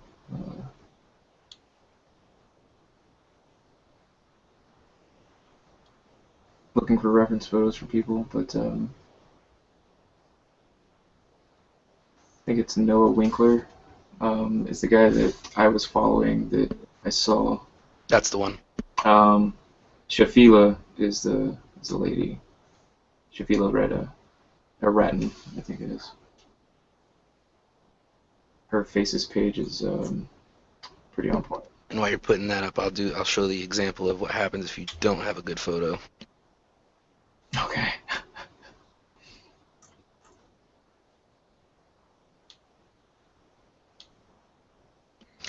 So like here, I got a photo that I was using for reference for sculpting. So as you can tell, it's grainy. The light sources are all messed up, like he was explaining how to get rid of.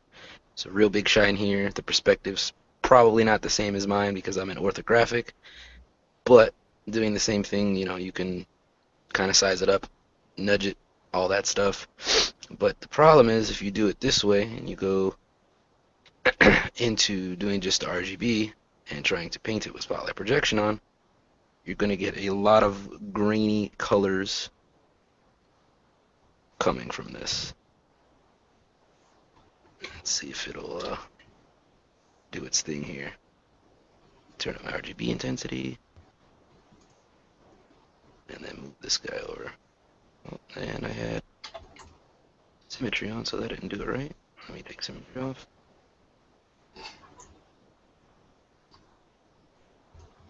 Okay, I just posted the link to her Pinterest page on the Google chat and also in the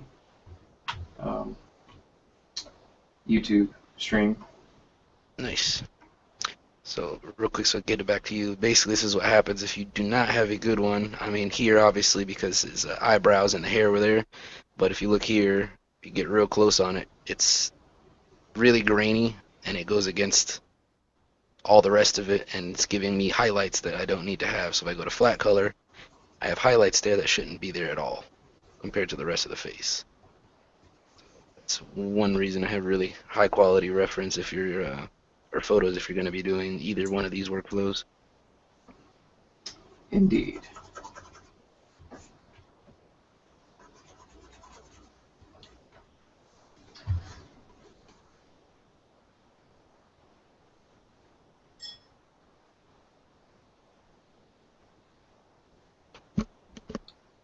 Okay. I am presenter now. Okay, so this is pretty rough, but I'm going to show another technique for utilizing masking to paint with. So this is a bust. It's got some pretty decent pour action, or well, maybe it doesn't, but it's just in my opinion, it's got some decent pours. So maybe I want to accent those, and we're going to do that by using ZBrush to do some masking techniques. So let's jump over to the masking menu. I'm going to go to masking, and then I'm going to jump into cavity. So what I'm going to do is create a mask based off of the cavities of the topology. And what that's going to allow me to do is paint in pores and add more breakup based off of like fall off and smoothing, which I'll go over here in 2 seconds. So I'm going to have drop the intensity down by about half and then ramp the blur up a little bit. I'm going to hit mask by cavity, give it a second because it's got to calculate. So from here, I'm going to invert the mask. Not blur the mask, invert the mask. There we go. And I'm also going to hide the mask. I have the view mask button down here in my dock, but it's also found in the masking, so that way it's not in my way and I can see what I'm doing. So I'm going to pick color in the skin. And I'm going to go in, and I see that it's there.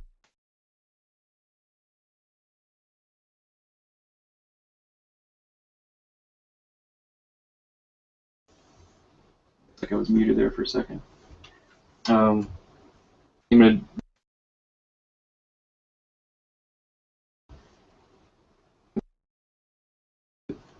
just going to start swirling in, and you can see that it's adding some breakup in the skin based off of those cavity areas. And that's a really quick way to get another layer of breakup in your busts. While I'm working my way around this, Joel, do you have any other suggestions or techniques while using a cavity mask? You can use cavity masks for all kinds of things. Yes, we can. Specifically, though, when painting, I use it for like what you're doing right now to bring out the details and stuff. It's also great to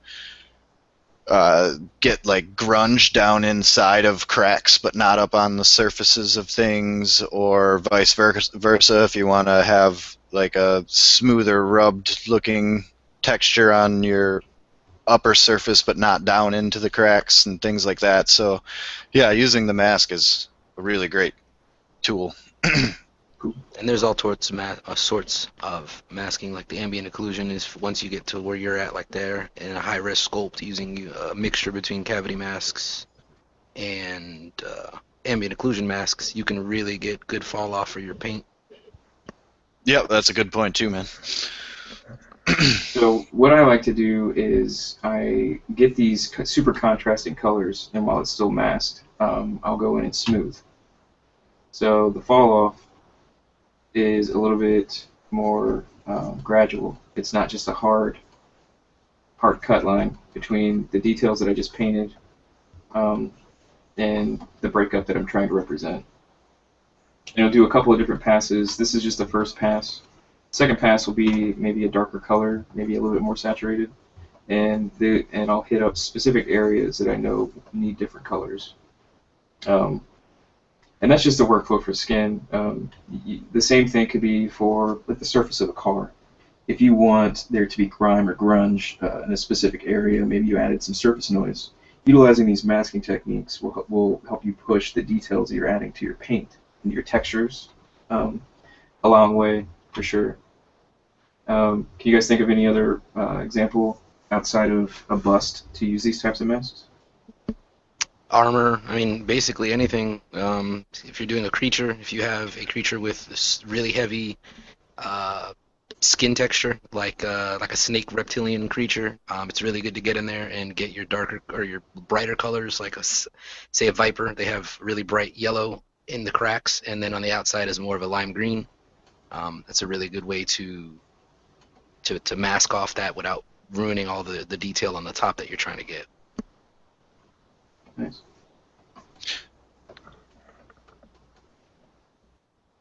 What about you, Joel? Well, I use it a lot in clothes and things too. Again, just doing a different color to a higher surface than the lower surface. Like if I forgot to apply color while I added my stitching to my surface textures, I can use a cavity mask and blur combo, blur sharpen, sorry, combo to get just the stitching masked off, and then makes painting it a lot faster than having to go through and do like each individual stitch or something like that if you have a bunch of details that are all on relatively the same level. Nice.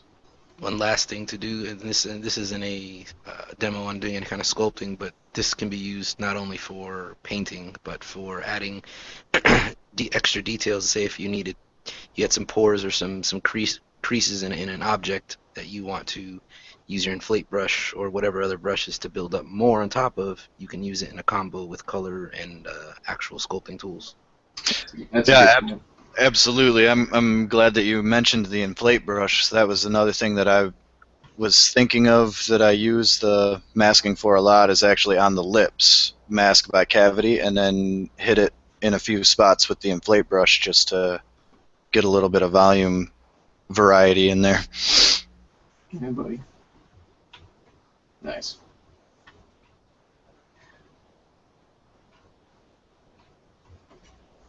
All right. So the last thing I want to go over is just using using your masking functions over here to make a spec map. But before we do that, we need to talk about how to export some of this stuff out. So let's just assume that you started with a piece of geometry that had subdivision levels like the one that I have here. And I have my low subdivision with UVs. So I'm literally just ready to export my map because I spent so much time texturing this thing and yada yada yada. I want to be able to use the map in an external rendering package. So one way to do it is to go through the process of creating a texture based off of what's here and yada yada yada, which you would go to the tool palette down to texture maps and you would hit create new from polypaint.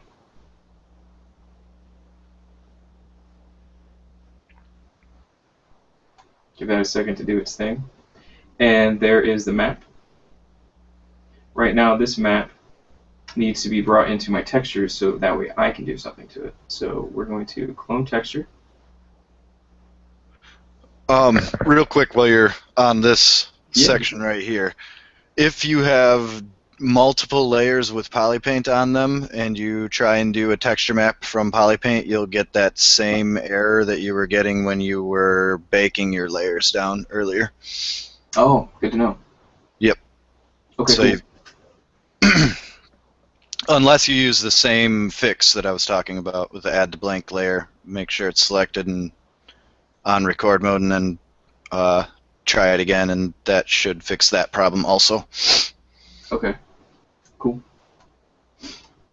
So we've cloned our texture, and then I want to go into textures, which go to texture, back over here again. I'm going to select my texture, and now that I have it selected, I can edit it. I want to flip it in the V because natively inside of ZBrush it generates things upside down for some reason. And now I have it the correct way, I can export it. The other way to do it would be to select the subtool, go to its highest subdivision level, and then we're going to use a Z plus. I'm going to go to multi-map export. Sometimes this works, sometimes it doesn't. Every time I've used it, it works like a charm. Some people it gets a little squirrely, but within here you can export any of these maps, such as a normal, texture map, ambient occlusion, cavity, and all of these. I would highly recommend against trying to export them all at the same time, especially if you want a 4K map for whatever reason. But for this demonstration, we're just going to use a texture map. So I have texture map highlighted, and we're going to go to export options. Down in the export options, you'll see that you'll have the export options for each individual map set. The only one we don't have one for is texture, because you don't really need any extra parameters. You're just trying to get the color information. So just know that that's here. Later on, we'll see what we can do about getting a cavity map. But for right now, we're just going to generate a 2K map. We have the flip in the B.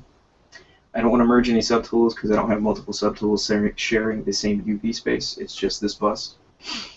And then I'm going to hit create all maps. From here, it's going to ask me where I want to go. We'll just do the DSU demo. And this is going to be the bust _ texture map. Natively, it's TIFF. I wish it wasn't, but it is. And then we're going to save that out. What it's going to do is, because I was on my highest subdivision level, it's going to take the highest subdivision and project it down to its low, and then export it out. Right now it's calculating, so we'll wait for it to do its thing. And one good thing to note that I read up, if people have 4R7, it's not as big of an issue, but there was an issue with the algorithm. Sometimes when you're using multi-map exporter, like you were saying, it's best to do to get your ambient occlusion by itself first. It'll render a lot quicker that way anyway. Then do your normals, then do, etc. Best way to do it, because it does tend to mess up the actual algorithm of exporting, and you'll get crazy artifacts even though everything's set up perfectly. Right. So here's with the texture map. I don't have any artifacting. This paint job was, about 45 minutes with talking, so it's not anything pretty, but you can see that, there's a couple of different ways to get these maps out of here. Multi-map export, in my opinion, is probably the fastest, but you want to... It also does not mess up with multiple layers of polypaint like the original export method that you were showing does. So that's nice too, the multi-map exporter. That's good. Mm-hmm. Okay, so here's our texture map. I am going to close this out, and then we're going to render out a cavity map. I'm going to turn off texture map for this round because this is just a render pass in the cavity. I'm going to check out my cavity map export information. I don't want colors because cavity maps are going to be black and white. 16-bit, don't want that either. I don't have multiple subtools, but I do want to check out the curve intensity. Now, because these are like almost micro details, and I'm not using that high of a resolution on my maps, what I may want to do is up the intensity a little bit, because the only thing I'm going to be using this for is plugging this into my materials in an external rendering application, such as Marmoset, or if you're plugging in all your information, getting a render out of like V-Ray or Mental Ray, or however you want to do it. Excuse me. And then the other situation where this could be useful is taking our finished texture map into Photoshop and fixing it up for a subdermis map using a combination of the cavity map and some blending techniques inside of Photoshop, which we'll go over here in a minute. So once I've ramped up the intensity, I'm good to go with exporting my cavity map. So I'm going to hit Maps again. I want to use the same naming convention. So for this is going to be cavity map. Cavity map. Let it do its thing. This calculation is going to be a little bit more intense. I'm going to show two different ways to do an occlusion map. one inside of ZBrush, and then another one inside of another program called Nald, and we'll look at the differences between the two. Do you guys have any comments on generating cavity maps? No, just to keep in mind that if ZBrush isn't working out for you, some people don't care for it. The same exact thing he's doing is completely transferable to using XNormal or Nald, which he's going to show, or even Maya, as long as you have your low res and your high res for Maya. It's an extra step, but I find it useful to do multiple cavity maps with different settings on them if I'm going to be using them to alter my textures in Photoshop. 2 reasons. It gives a little more depth to your textures, and you can use the multiple cavity maps to soften each other's edges that way so that you don't have such a super hard edge to deal with on all of your micro details in your cavity map once you bring it into Photoshop and start to composite it into your other textures.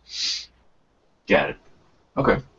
Well, I will take that into consideration as I make another one here. So let's ramp the intensity back down to default, which should be 10, and then I'll generate another one, and we'll see what using both of those together gets us. Joel will help us out here in a little bit on that.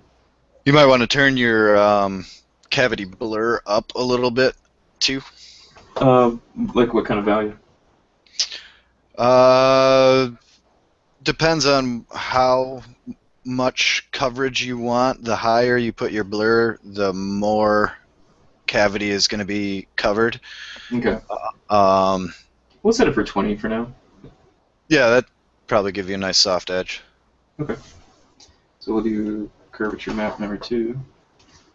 Thanks. Basically, the higher you set it, the less detailed and more coverage you're going to get out of your map. Okay. And one last thing before you get out of ZBrush for the moment. This is something that took me a while to even realize. Most people don't know if you hold the control button down and hover over an option, about 90% of the tools will give you an explanation on what they do and an example. Oh, yeah. Yeah, that's awesome. I didn't find that out till later on, actually. Probably we both found that out months later after we took our class. So it's a lifesaver on tools that you've never used, or say there's an option in there that you aren't familiar with. I'd say 90% of the time it has some kind of example in there. Right.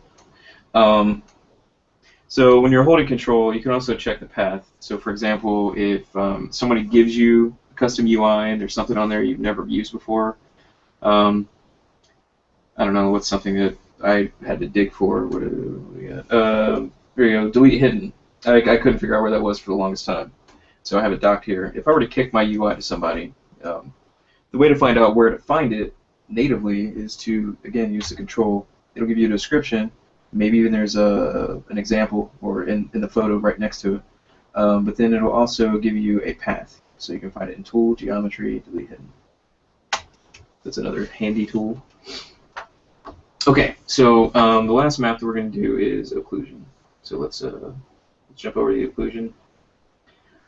I leave these at default, but depending on what your geometry is and how you want to use your occlusion map, you may want to mess with these parameters. Again, it's all pretty self-explanatory, and if you want to hold down control over it, it'll give you a basic description of what it's doing. So I generally leave these at default. What do you guys normally use? I usually ramp up the intensity just to, like you said, it really depends on what you're going for. If you have a really, really high detailed sculpt, like a normal face, like you're doing here, right, you could leave it at default. But if you have, like we were saying, a creature or like a hard surface object that has a lot of scratches and dings in it, and you want all of that to show for your texture maps, if you're using an ambient occlusion to do it, or even PBR, if you ramp it up, it'll give you more of a value change in the actual occlusion map. Okay. It's a lot heavier on your system, keep in mind, but it will give you better results. Yeah, you gotta always keep in mind when you're doing an occlusion map, it's about ray bouncing. So it's got to shoot rays at the object and figure out what is bouncing around for an occlusion to happen.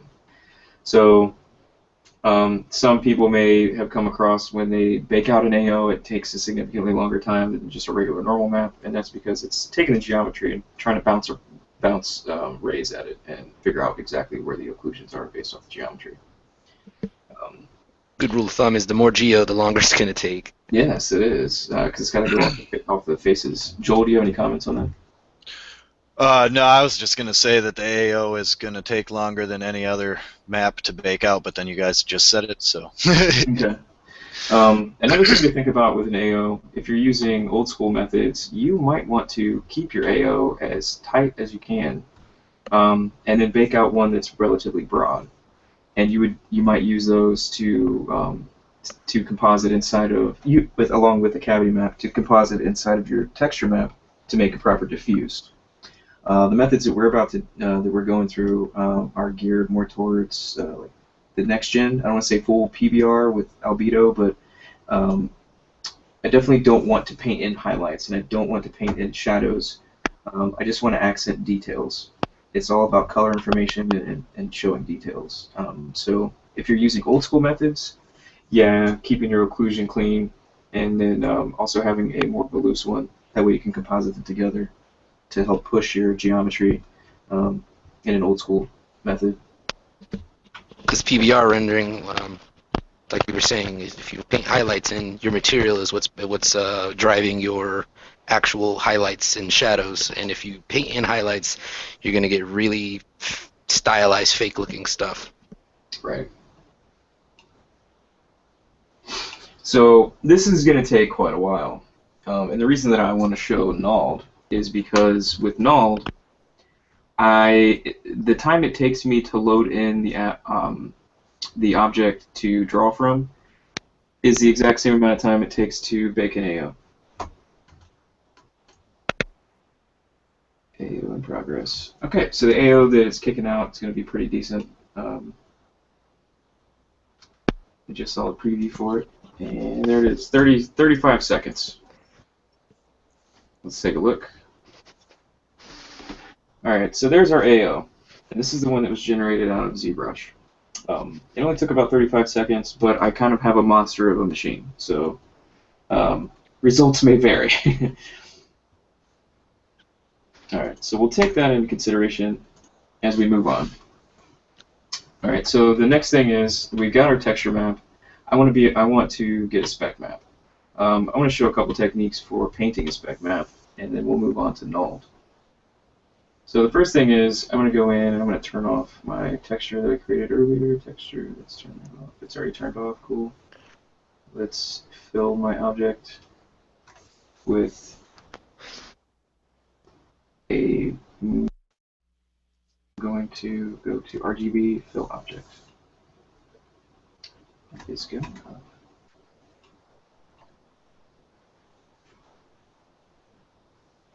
Anybody have a clue why it's artifacting? Make sure your mask is clear and make sure that it's you didn't accidentally put mRGB at some point when you were painting. Yeah, I was going to mention that earlier because it looked like when you were going to flat shading, it looked like you had mRGB on when you painted the ears.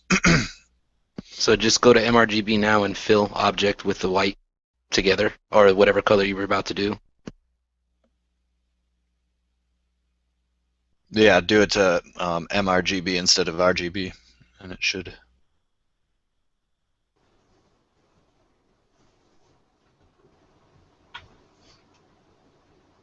Okay, jump back over to my skin shader,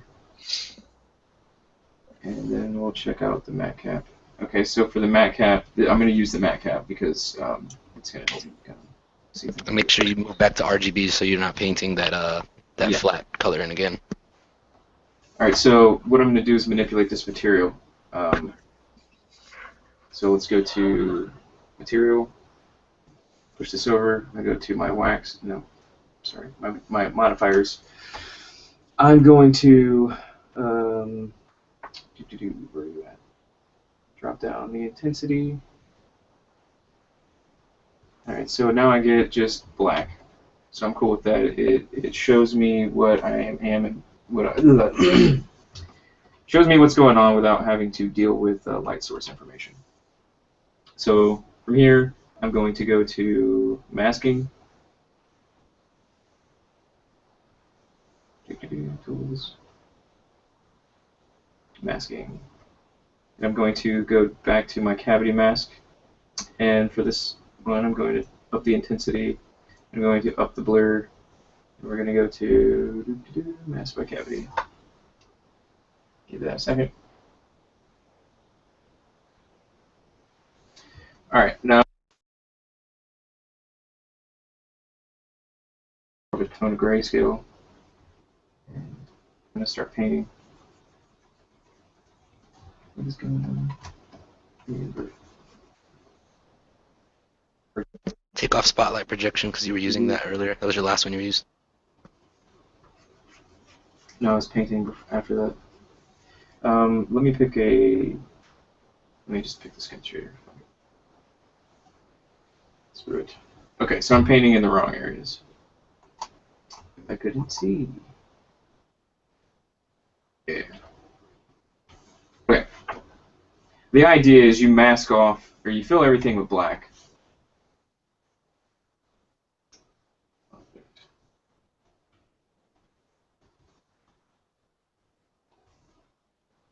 Fill the object with black, and then you mask the cavities. So the cavities are all masked. And then you'll take a medium gray, and then I'm going to turn on symmetry. Now I'm going to very lightly start painting in my highlights. But the highlights that I'm painting isn't highlights that I want, like you would like the highlights of a sword or like the highlights of like a car. What I'm doing is painting the specular attributes from black to white. So it's the contribution that I'm painting in. I'd recommend people doing a little bit of research on what specularity is and how it affects materials, because that's going to ultimately give you what you need to know about the material that you're trying to represent. Obviously, the skin is going to be a little bit different than, let's say, the handle of a leather, or the leather handle of a sword or something. But in general terms, doing a hand-painted spec is going to give you more of a controlled result, in my opinion, than, let's say, just a generated one based off of like compositing in Photoshop or something like that. There are a lot of procedurally generated style like texture programs that can kick out some fairly accurate specular maps, but what you do with them is kind of up to you. In my opinion, when it comes to organic stuff, painting a spec map is probably the best way to do it. What do you guys think? No, I agree. I had a question, though, just to clarify. So what you're doing when you're hand painting, so people that are watching who aren't able to ask the question, is you are painting in the areas, because this is skin, it is different, of areas that would be shiny due to oil, and how the light affects the actual skin. Yeah. Okay, so the way that it's going to happen in the render, depending on what render package you're going to be using, and we'll just say this is going to be for Marmoset, just for practical purposes. Marmoset goes off of, or Marmoset Toolbag 2, rather, goes off of a PBR workflow, which is physically based lighting, or physically based rendering.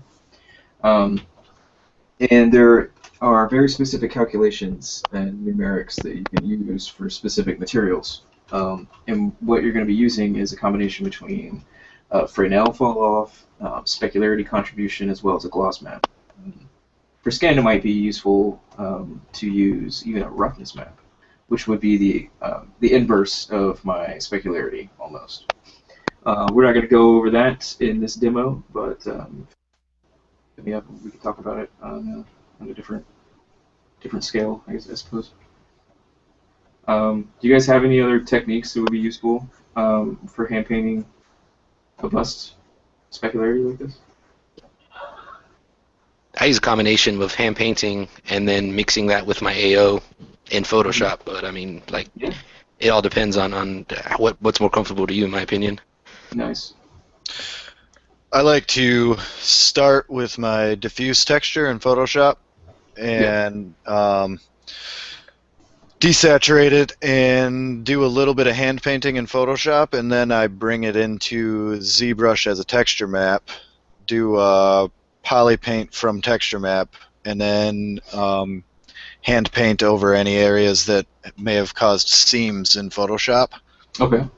And then export that again for the spec map, and I take the cavity and even sometimes the AO that were produced earlier and add those into the spec map as well. That way, like the inside of your pores and stuff aren't shining where the surface of the skin is. Right. Okay. That's cool. You have to show me that kind of workflow. It seems like it's a little bit of a bouncing around, but I've seen your work. It's good results for sure. Yeah, it's a little bit of bouncing around, but there's tools in Photoshop that are not in ZBrush, and there's tools in ZBrush that are not in Photoshop. So that is a true story.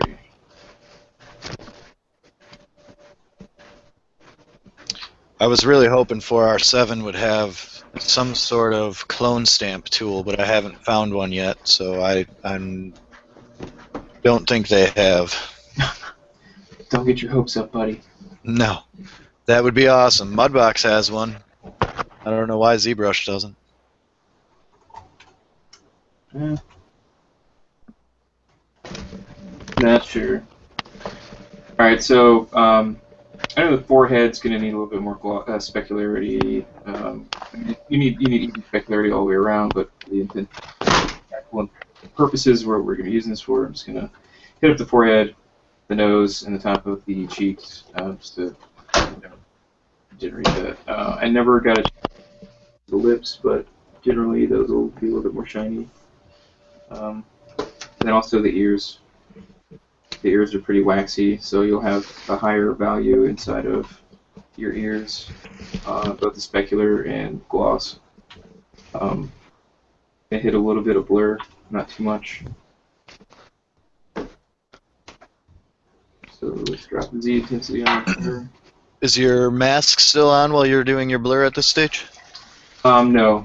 No? Yeah. Okay. Just giving a little bit of a fall off so it's not so intense. Somebody making a drink? I don't know. I don't hear it. Because a good technique as well is while you're doing that with the blur that I've noticed since you showed me how to hand paint is to use your original cavity settings and just take the actual blur function on it and up it. I think default's 10. Mm-hmm. Go up to like 15, and then paint in the lighter value on top, and then go up even more, like gradually, and eventually when you get it done you'll have different values of white.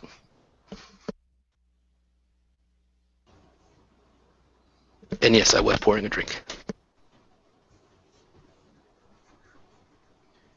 Alright, so I have cleared my mask, and I've grabbed I'm going to hit up all the areas that are still black. And I'm using that same brush, it's just got, and again, my mask is cleared. What I'm trying to do is not have black in my specular map.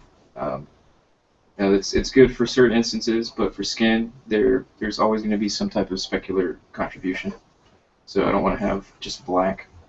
I could be wrong with that. If I am wrong, somebody let me know. But as far as I know, you don't want to have just a flat specular range on anything. No, pure black is no shine whatsoever. Yeah, between your specular map and your gloss map, it's not gonna help you turn your forms. Your normal map is gonna be there for no reason.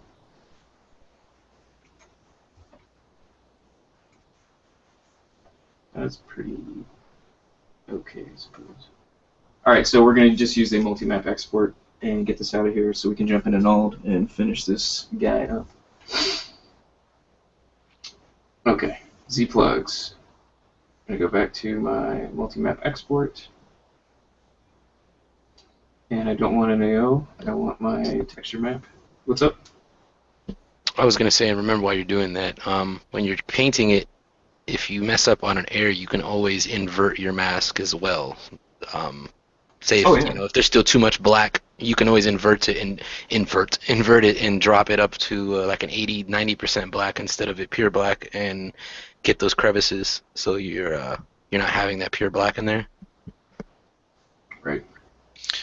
That will also help with selection purposes later on when you bring it into Photoshop, because you won't have a black texture on a black background. You'll have a gray texture on a black background, so you can set your tolerance down to like 0 or 1 or however low you can go on the magic wand, select your black background and invert your selection in Photoshop, and you'll have just your texture map area selected. So you can separate it from that black background then.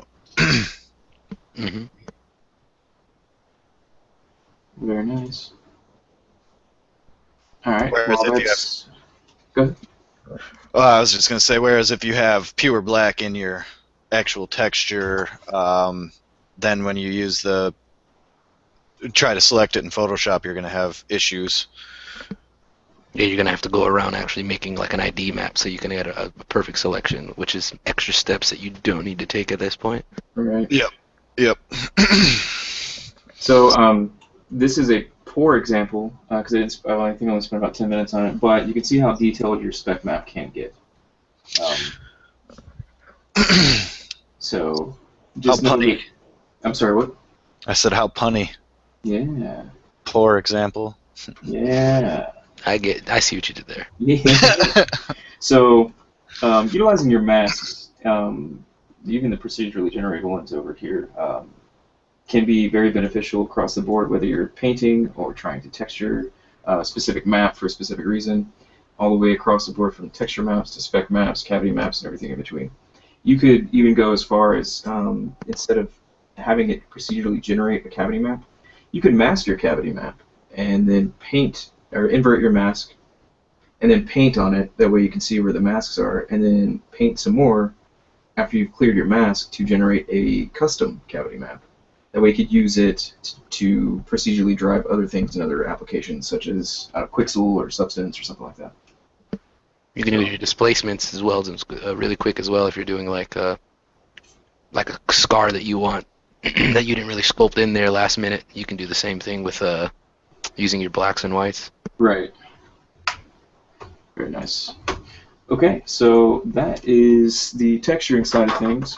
What I'm going to do is export this geometry, and I can also do that in the Z plugin for multi-map export, and it will export it in the correct axis because I have flip view turned on.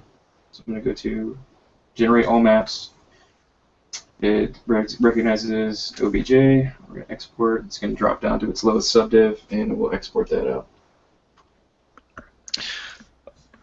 Something about that multi-map exporter also, you mentioned earlier the color button. It's in both the cavity map and the ambient occlusion Yes. options. That does not go off of the color that is on your model. It goes off of the color that you have selected in your tool palette. So, good to know. Yep. If you have a red color swatch selected and you check color and bake out a map, your map will be red, Okay. even if your character was blue. Nice. Yep. Okay.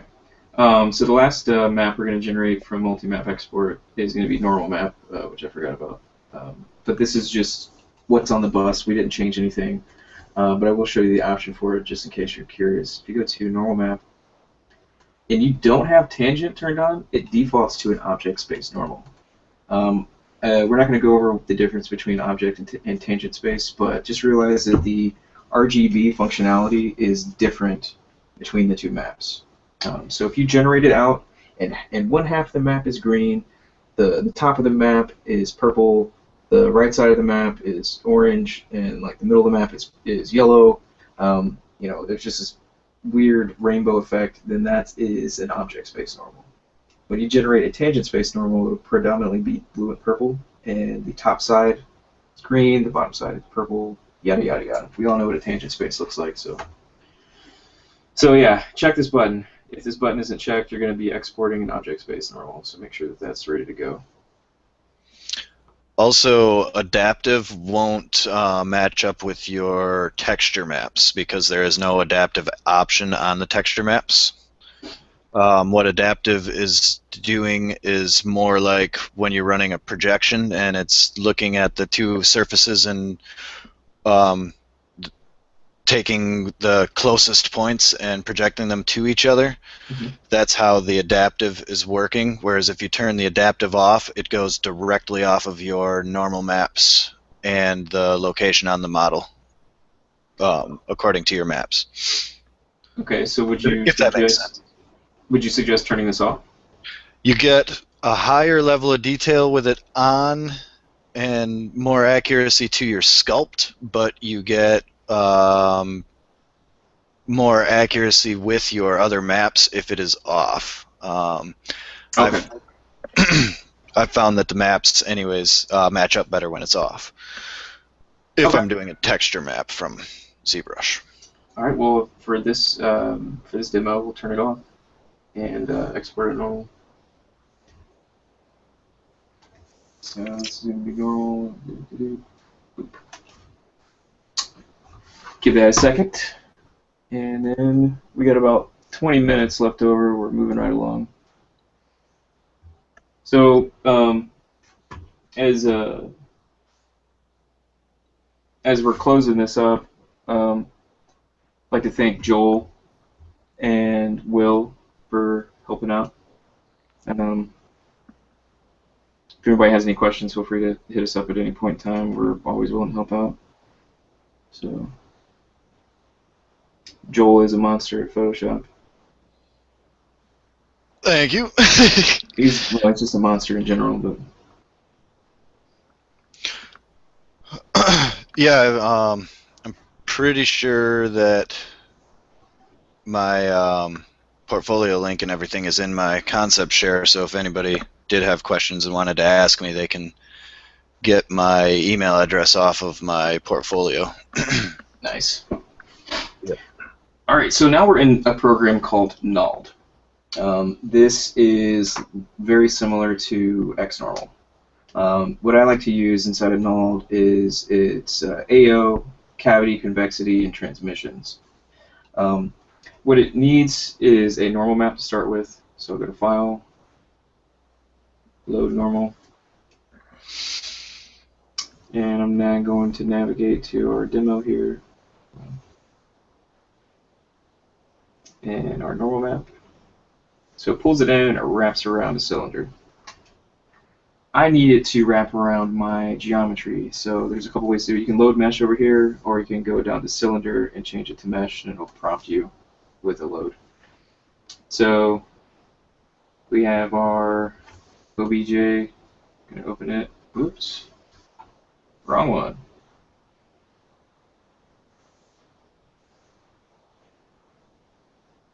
Come on.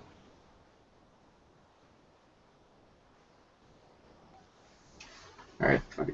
So we'll just go to the load function and load it from here.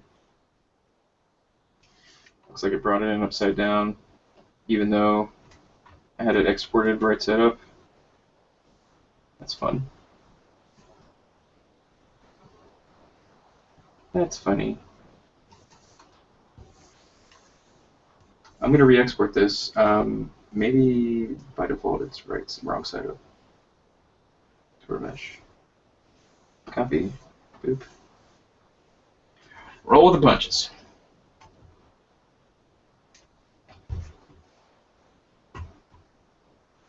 Have either of you guys checked out Nald yet? No, I You showed me. haven't had any chance to mess around with Nald yet.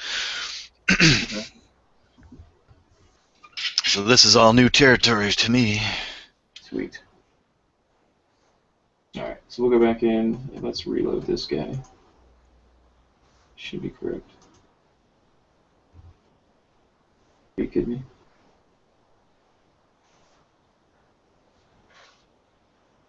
I don't know why it won't That's funny. Even after flipping it,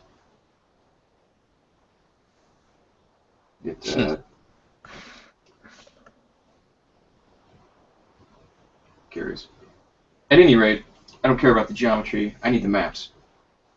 All right, so it's using the normal, and it's actually able to bounce rays against the geometry based off the normal maps that I brought in. So if I go over to AO, remember over in ZBrush, we dropped that AO and it took about 35 seconds, I do believe. If I with the AO underneath the main menu down here at the bottom for my ambient occlusion, if I check on the mesh AO, it generates it based off the geometry. So if I switch my viewer from light to AO, you can see that it's accurate to the geometry in world space. Now if I compared this AO to the one I got out of ZBrush, the ZBrush is going to be relatively flat, even with me upping the detail and also adding blur to it.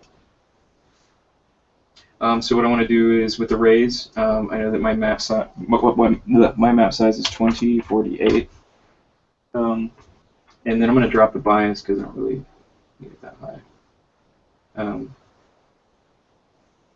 And then that is going to be my AO. As you can see, that it generated it like literally on the fly, and I can edit it on the fly without having to bake another one.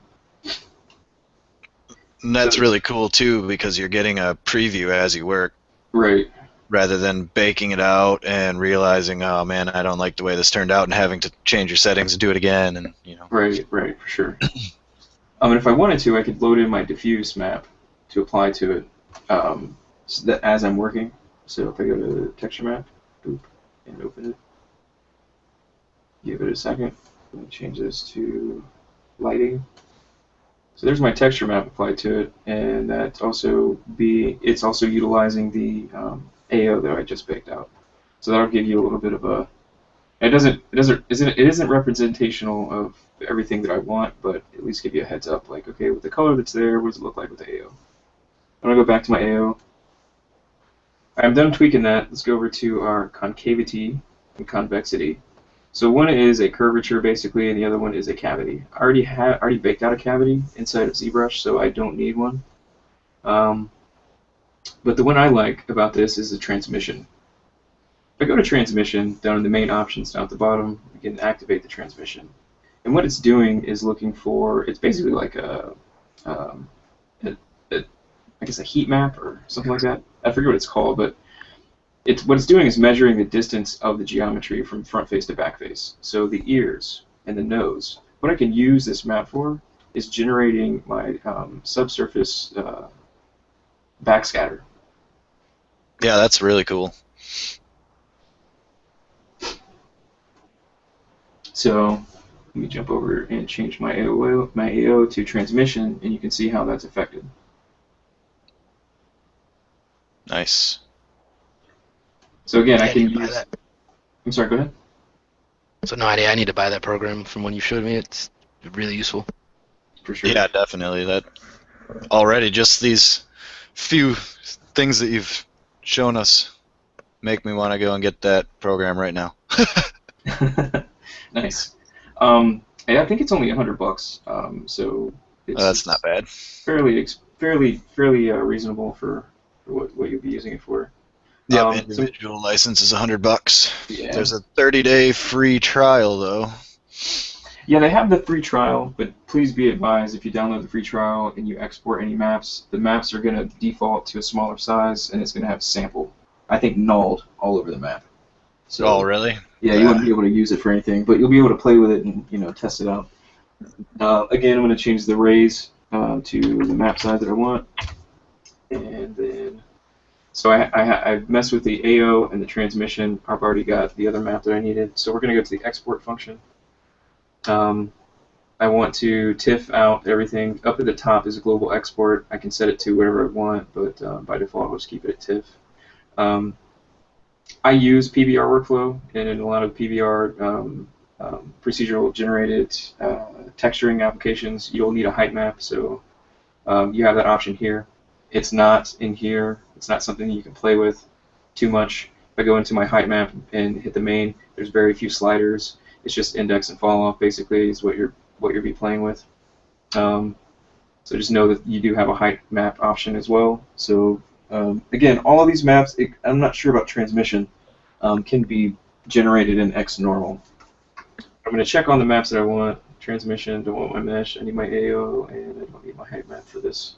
So once I have everything checked, I tell it where to go. And we're going to go to the DSU Demo. Alright, so I told the folder, I got the name, we're good, so let's export. How you export is go to File, Export, All. So everything that you checked in this list, it literally just exported. So that's all we need that for. It's fairly straightforward, it's super easy to use, and it's not that expensive. So I'm going to go ahead and close this. I don't need ZBrush.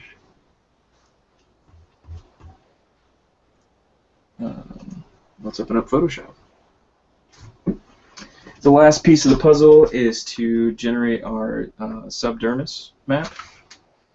And then right towards the end, we'll see what it looks like applied to some geometry. Alright, so let's pull in our texture map. So there's our texture map. And then we need our 2 cavity maps that we were using. So there's one. And there is 2. And then we don't need our AO until we get to render, but I did want to show you guys what the difference between the 2 AOs were. Alright, so if I drop the AO that was generated in null, and then I compare that to the AO that was generated inside of ZBrush, you can see that there is a huge difference. Captures more of the fall off.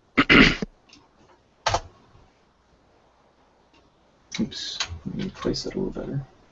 There we go. So this is the one that was done in ZBrush, and this is the one that was done in null.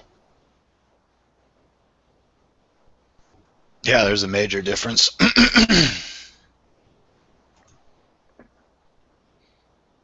So if you're looking for a more accurate AO, I would go with null, or maybe, I know XNormal has a cleaner AO than what would be generated inside of ZBrush, but those are the two differences right there. Okay, so let's fix up our texture map here.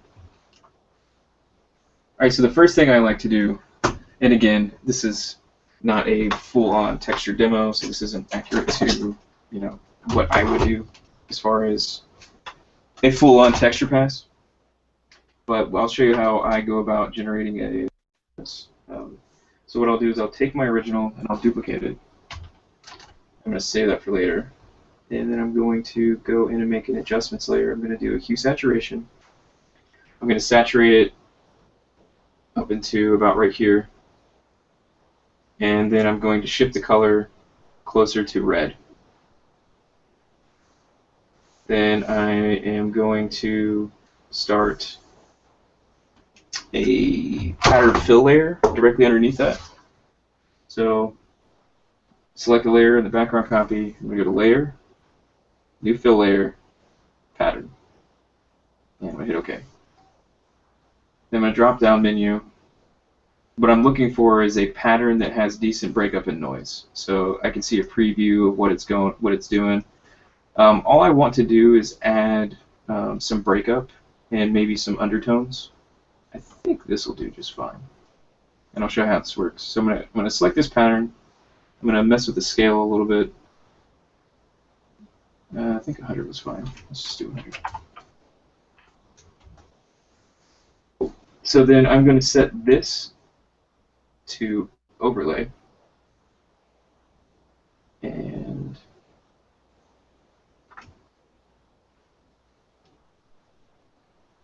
drag our copy layer on top and set this one to color. Oops. All right, and then we use our cavity maps set to linear burn.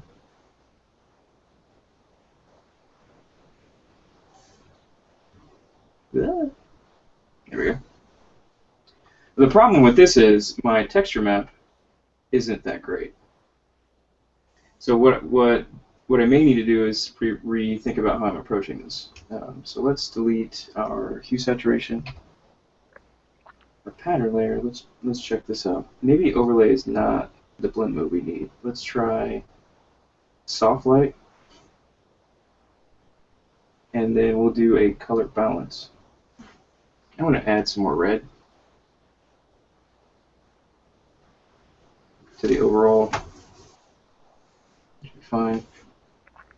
And then from here, we'll do a levels adjustment. Start crushing some of this. The whole point of a subdermis map is to get it as saturated and as filled with color and breakup as possible. So we'll leave that there. It looks pretty good. We'll turn on our color. Drop it down a little bit.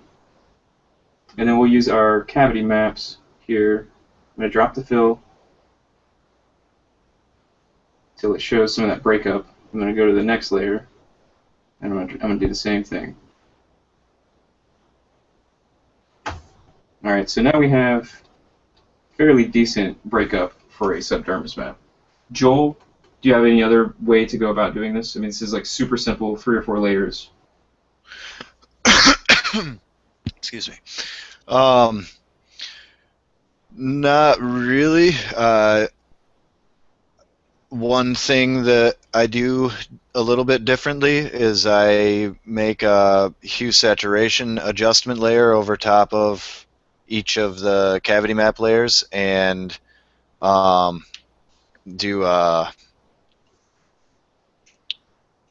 colorize, and then mask them. Yep, exactly. I couldn't remember what that button was called to make a mask only affect the underlying layer. So The clip.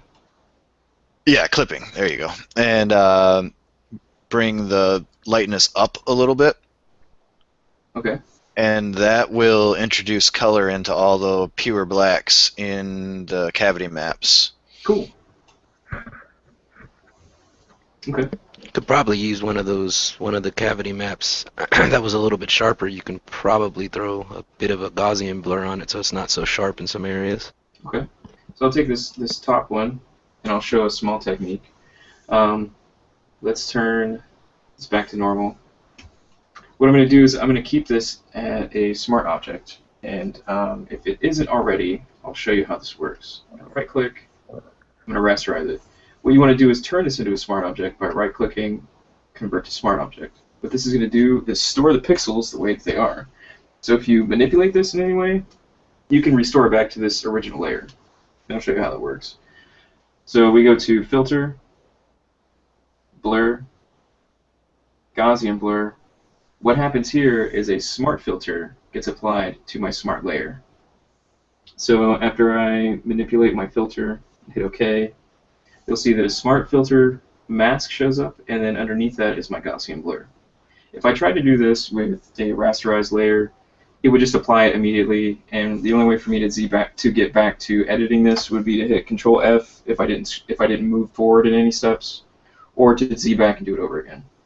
So let's say that I did this and my Gaussian blur is way too much.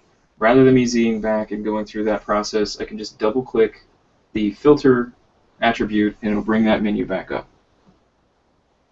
Joel, do you use this function a lot? Yes, and it's also awesome because it comes with that mask you were pointing at earlier, so you can mask off areas also. So I'm going to turn this back to, let's try linear burn. I'm going to use this mask to get rid of some of that black. So with the mask selected, I'm going to grab a brush, and then let's change the brush. Let's do a soft round brush. And let's paint with black. And I'm very lightly going to just go over the areas that are just completely blown out. It would help if I agree. Alright. Your mask. Sorry, go ahead. Your mask on your smart filter is only going to mask out the filter. It's not Filter. going to Yep. mask out the layer itself. Right, so like the fall off. For example, right here, which was going to be what I was going to show, right here where I just changed that out, if I push this back in, it's going to add the blur back to it, and then when I paint it out, it's going to get rid of it. Yep. So that's another layer of manipulating it for sure. All right, so with that being done, maybe I'll drop the fill down a little bit, and we'll call that a subdermis. Control Shift S for save as. This is going to be SD. And people should realize as well, who are watching, that this is just a technique. You can add as many other layers as you want to it and figure it out. I mean, there's so many different other approaches you could do, like you were saying on your technique. I know you use a lot more layers, but this is a good kick-starting way to get one going. Oh, for sure. I mean, this is like super simple. If you are not familiar with, getting started with subdermis, this will get you at least halfway there. For adding breakup, understanding that what you're trying to do is add saturation and as much breakup as you can to give variation inside of the skin. So, all right, so we have that exported. What we need to do is see what it looks like applied to a piece of geometry. And that is going to wrap up our little demo here. So we've gone over quite a few different techniques with masking, painting, blending, using Photoshop quite a few different times for multiple different purposes. An introduction to a new piece of software. And this is Marmoset Toolbag 2. What Marmoset Toolbag 2 does is it is a real-time, physically based renderer.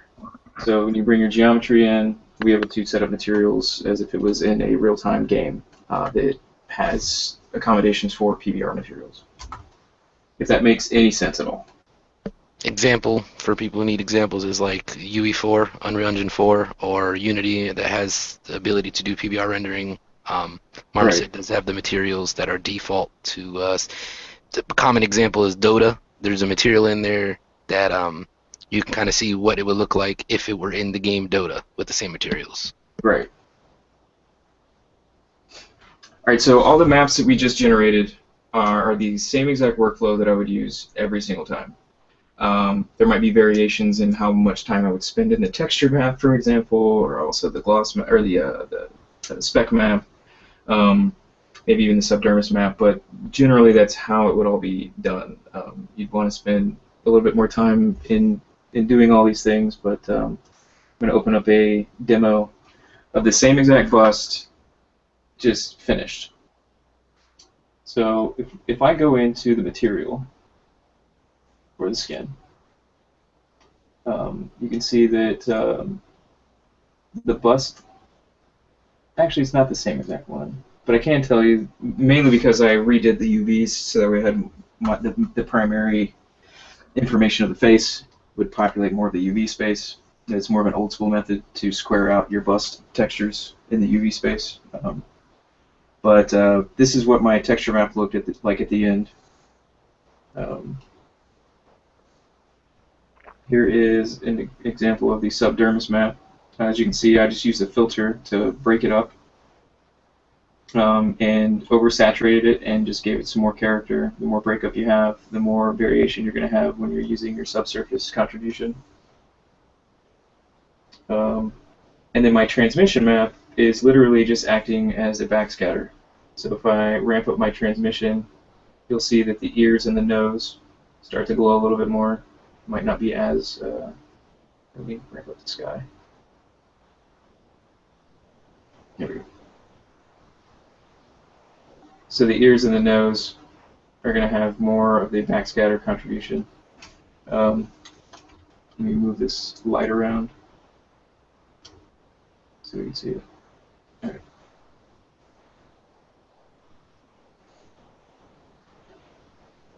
See how they start to glow a little bit more? That's what this backscatter is doing. It's saying, hey, this is how thick this geometry is. Let's let some of the light go through. So that was just that procedurally generated transmission map that I plugged straight into the backscatter and then threw a red color on it. So the normal map is generated exactly how we showed, but this is an example of what you could get using all the techniques that we showed. So Joel, do you have any closing comments? Will?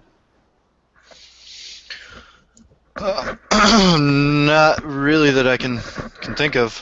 Your bust looks really good there, man. Thanks. I'm sorry, say that again one more time, bud. I was just asking if you had any closing comments, anything to share before we wrap this up.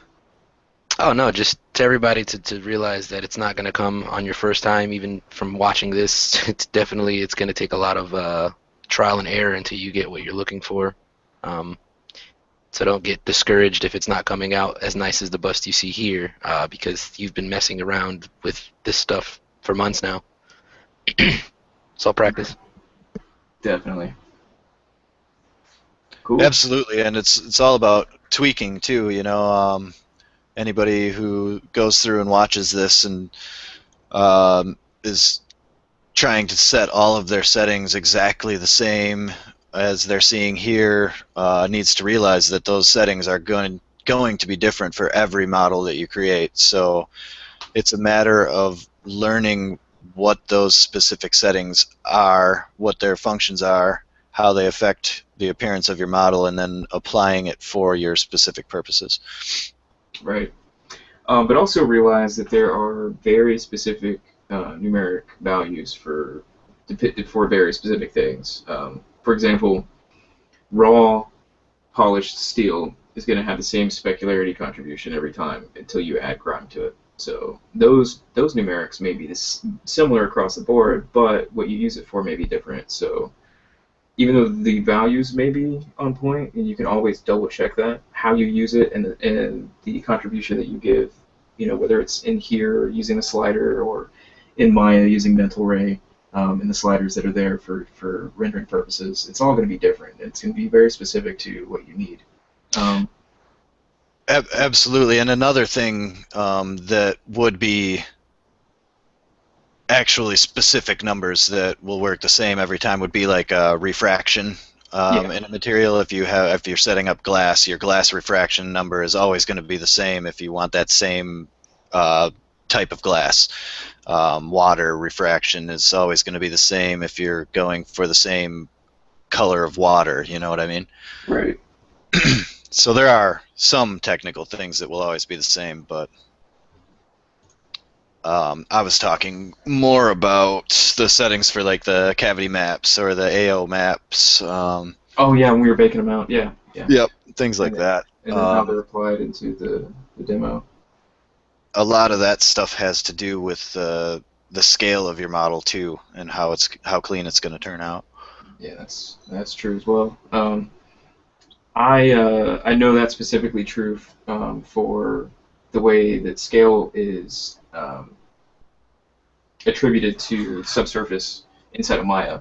When you apply a subsurface material inside of Maya, and you're not aware of the scale of your model, trying to mess with the parameters in the subsurface material inside of Maya is going to be kind of squirrely, because it's definitely a derivative of the scale size of the model. And it's not just a quick cut and paste. If you have the wrong scale size, your contribution, the attributes are going to be way off. Yeah, yep. Cool.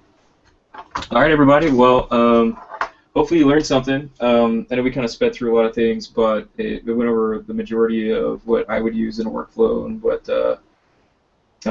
things that I would be using across the board for texturing a bust. But all these techniques can be used for texturing anything. So to kind of recap, we were able to explore, how to set up our colors.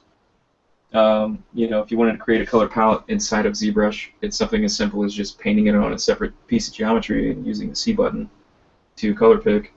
We went over reference photos, how to kind of pull out some of the colors so you can use it for Z-App Link.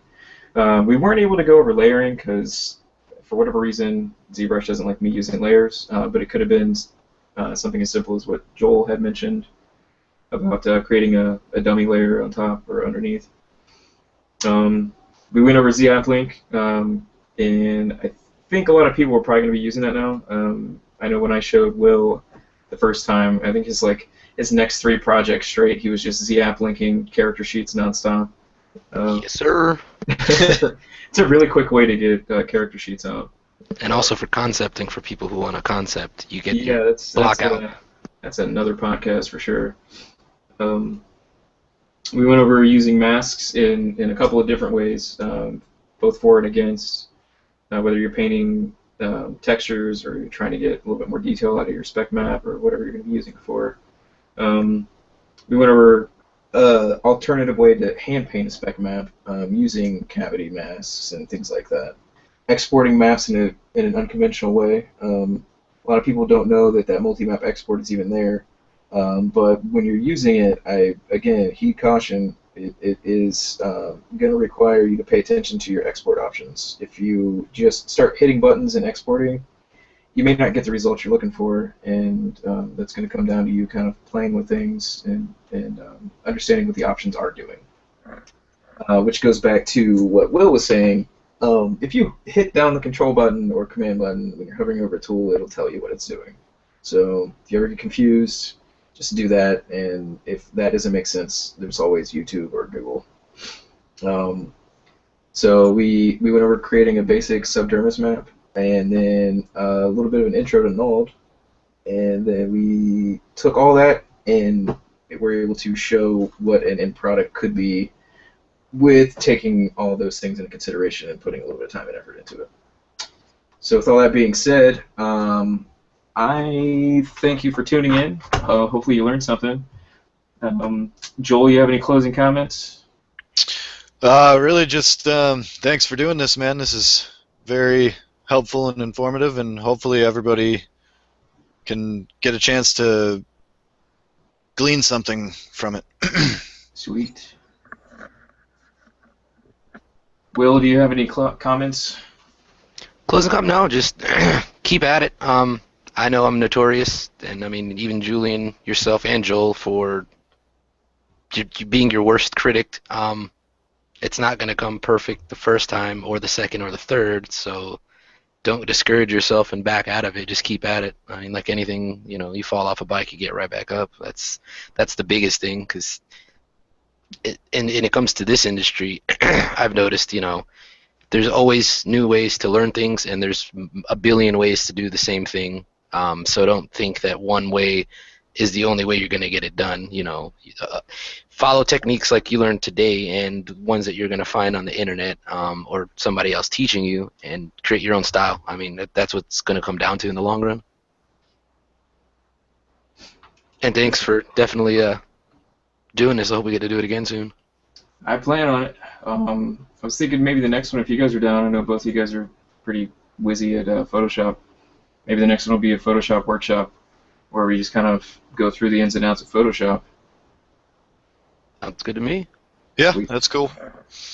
All right. Well, as soon as I stop broadcast, it should render over, and then this should be available on YouTube.